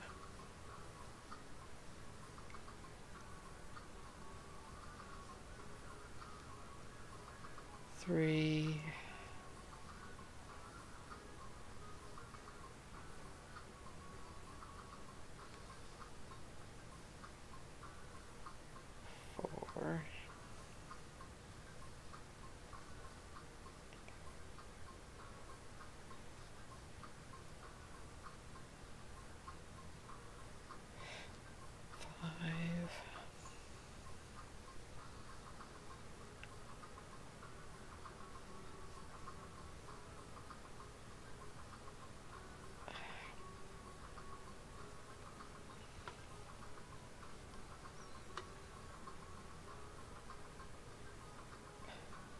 6.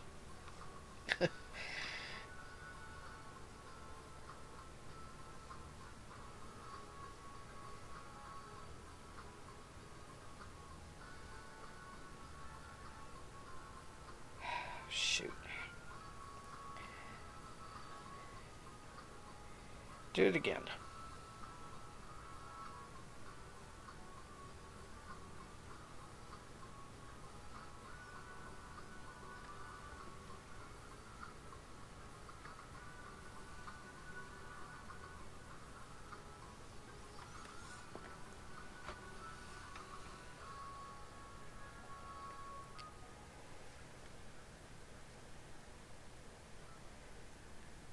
One.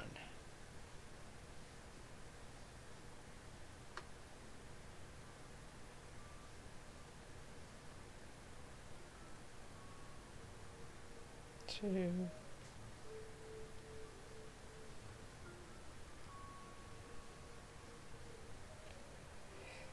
3.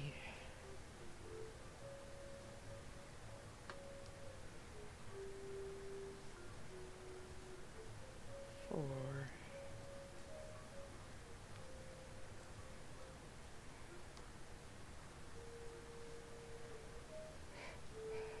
5.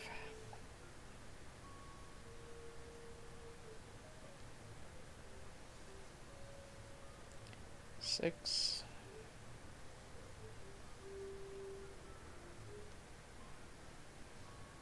All right. That one's 7. Is this going to work out right?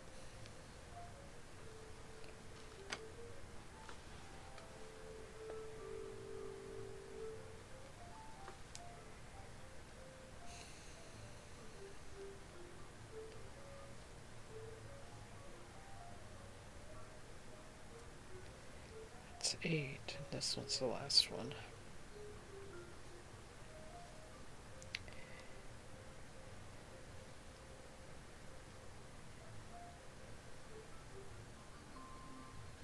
I didn't do that fast and right. Right, so this is the 9 in between. Come on.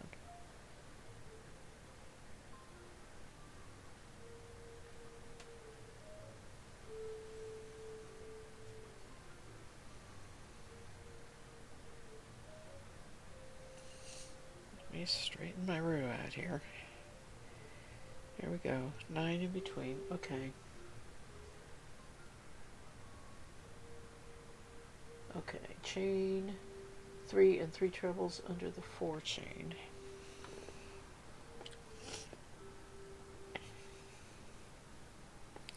I see where I goofed on the first one. So when you chain 3 here, and then you want to go to the 4 chain, you don't want to get into this at all. You have to go all the way over here. So 3 trebles here.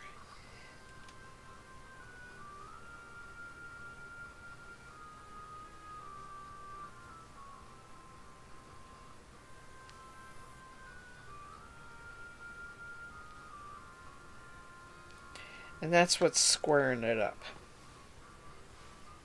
Okay. And this here is making the what looks like the top of it, but it's not really. All right. So I am now done one, and I'm at a repeat, and I think it's gonna go better.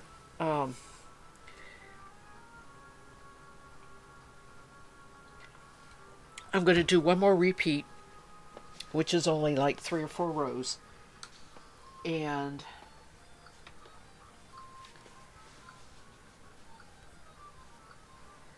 it'll take me a little bit here, but I want to see if I can make sure that I keep this squareness to it going, right here. Alright, so I'm supposed to turn.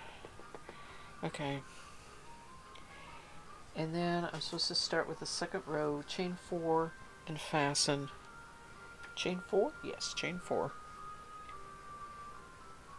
1, 2, 3, 4. Fasten here.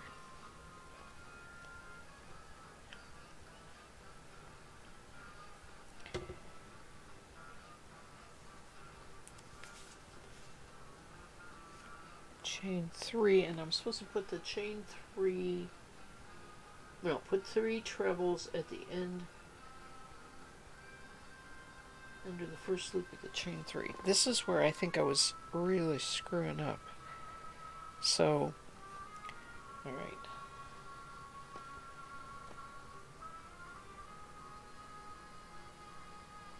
Okay. I want to do 3.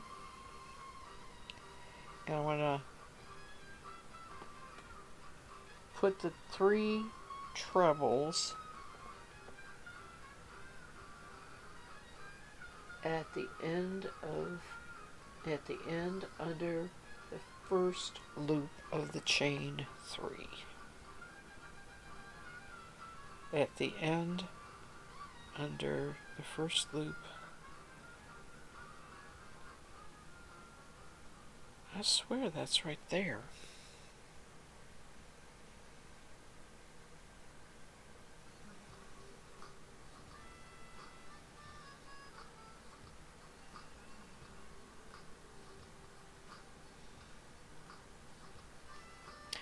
I'm still not 100% sure this is where I'm going wrong. 1.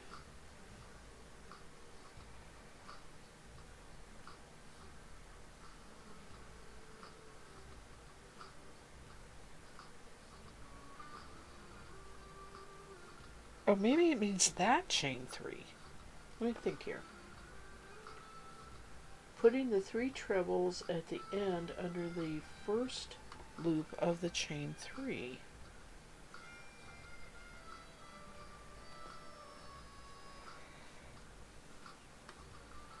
Because it looks like it needs to be anchored somehow here.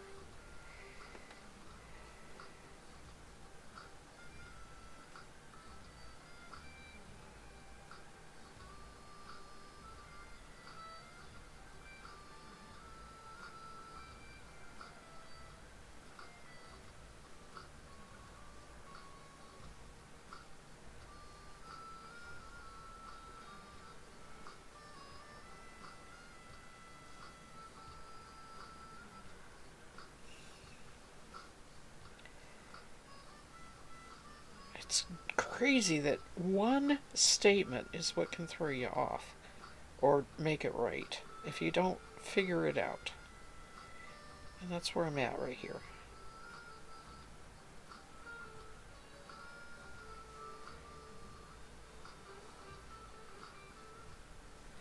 So I did my 3 trebles. Now, if I chain 5,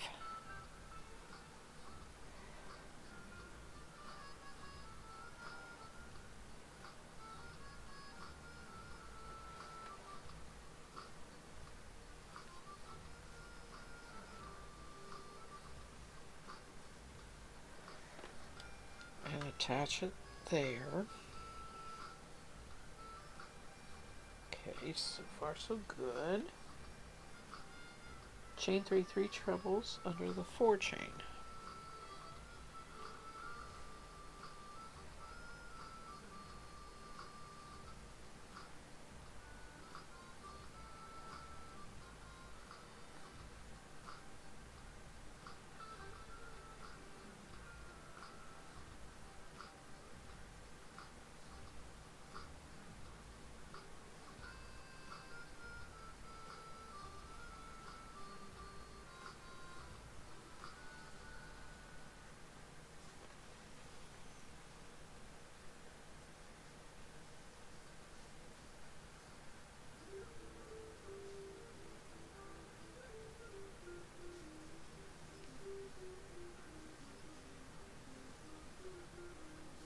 I'm doing 3 trebles, and I turn,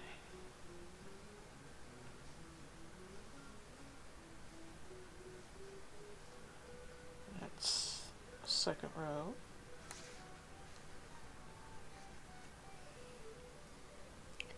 Chain 5.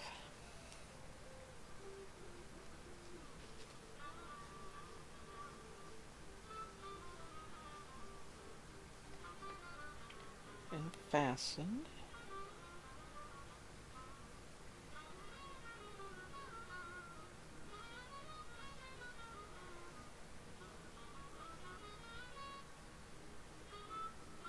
Chain 3 and 3 trebles under the 4 chain, which should be over there. Okay. Chain 3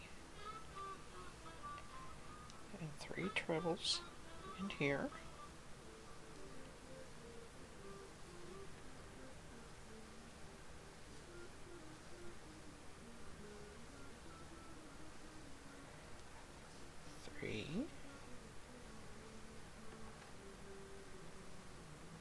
Turn, chain 4 and fasten.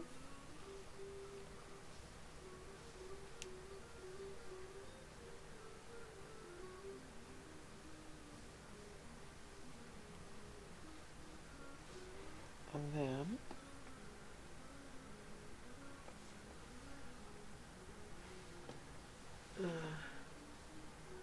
chain 3 and 10 trebles in the 5 chain.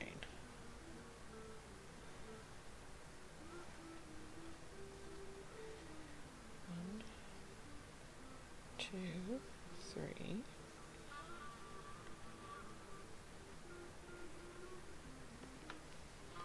This doesn't look right at all. But maybe it is right because the other one wasn't right. 1, 2,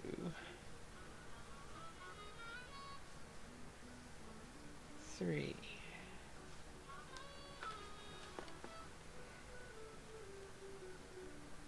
4,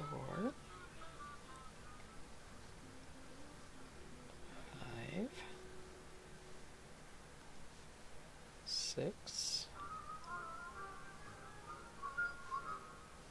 7, 8, 9, 10. Okay. Chain 1 fasten with the double under loop with 3 trebles.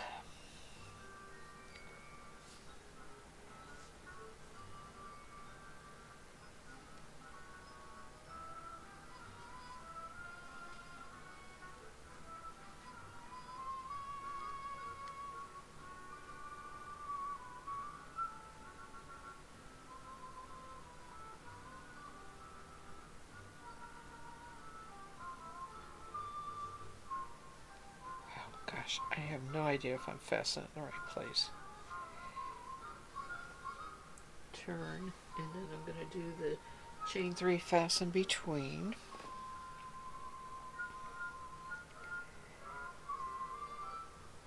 One, 2, 3.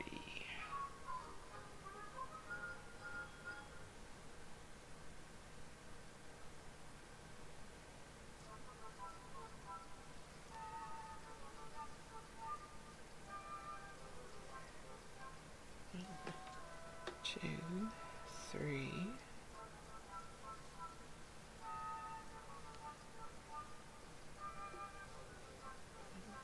2, 3.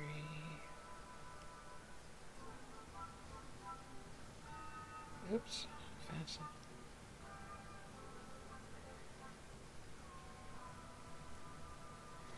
I'm getting sloppy with my tension because I'm getting really tired.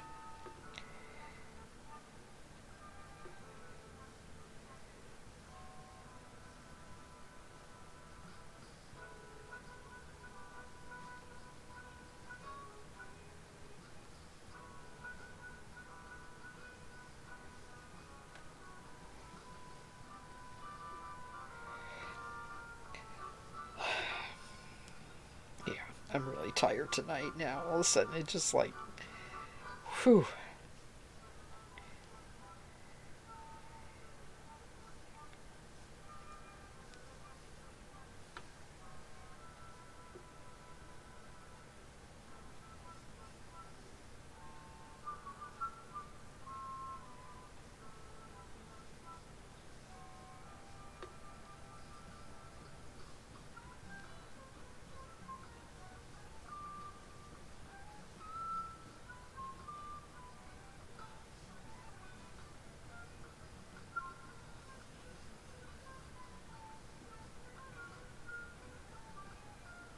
I stopped counting out loud.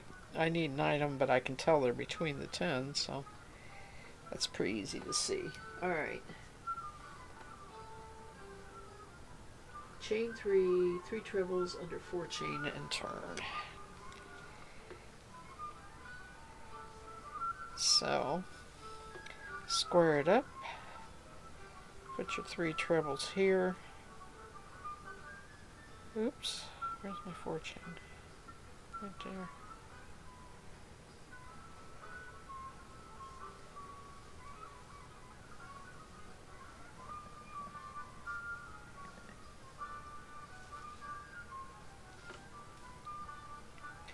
Okay, this is a stopping point again, because now you go back and repeat row 2 after turning, and have it on opposite sides. Darn! Look at that. I did. I have it on opposite sides now. So that's still not right. That is still not right. Because somehow I didn't turn right or something. Okay. I'm too tired to go on and do any more tonight. So, this will be a to be continued, unfortunately. I don't know if I'll figure it out or not. Because this is right, but this is not. It should be going like this, but a straight thing there. So somehow I turned it wrong. Or fastened it wrong. Did I fasten it wrong? Wait a minute. Wait a minute.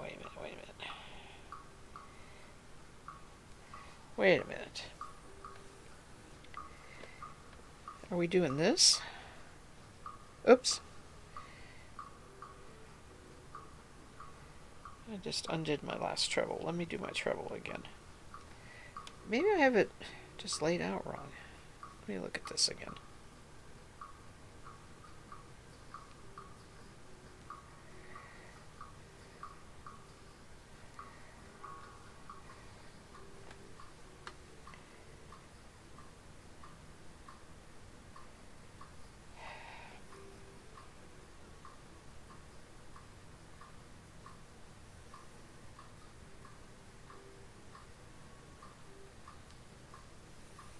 No.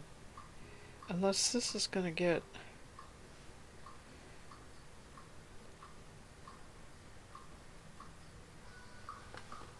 Put in the 3 trebles. Alright, the second row is chain 4 and so you go back this way.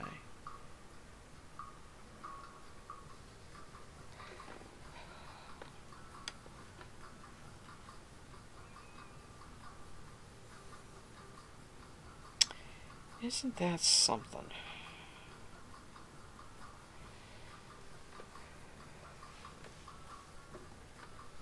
I still think it's wrong. Oh my goodness.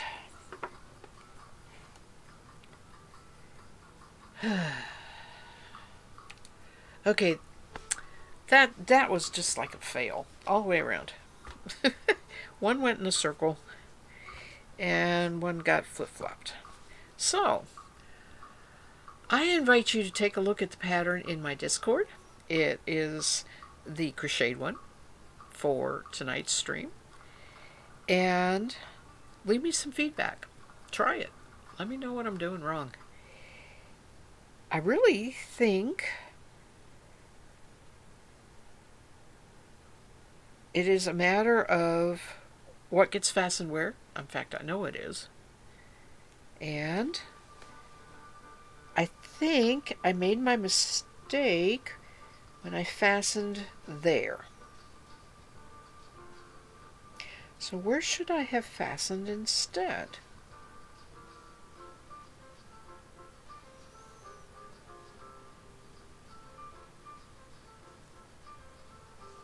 If this was to continue as the base part,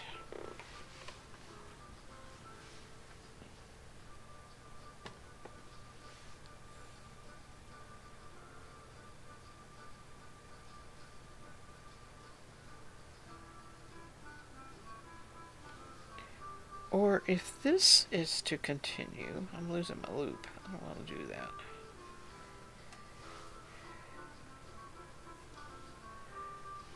Okay.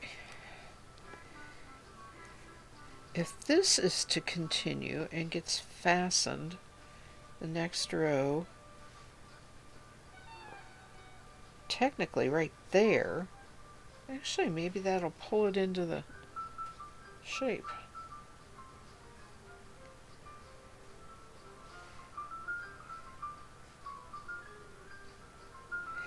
This was right. I know this was right. I mean, that was squared up and it looks like the corner pattern. Right there, like that.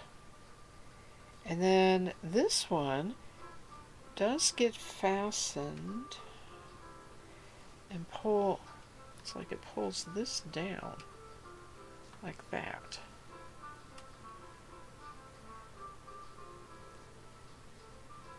I almost feel like there's a missing row. Like there's just not enough in there.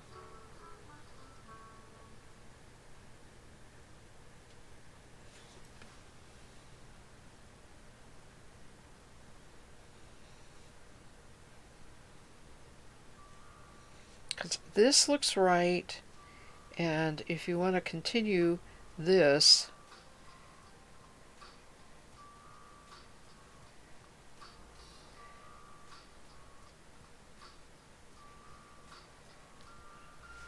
I'm not continue. I don't have that part. I really don't have that part. That should have continued on down, I think.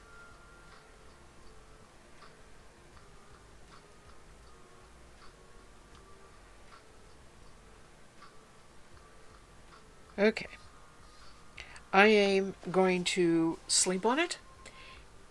Oh, I was messing, looking at all this and saying all this stuff and was on my full face. So sorry, so sorry. That shows you how tired I am. But do you know what? Right now, I have no viewers. You know, at some point, probably I'll have this all figured out, and maybe by then, I'll have some people watching. So I'm going to bed. It is past 10 p.m. my time. It's my bedtime. I will be back to stream Sunday afternoon, Eastern Standard Time, 3 o'clock, and believe me, I'm looking forward to it because I get to spin, which is really something I know to do. But this has been fun for me. I've enjoyed sitting here and just trying to figure this out. And I thank you for popping in and watching this on video on demand. And if you left early, I don't blame you. So I will be saying goodnight and take care.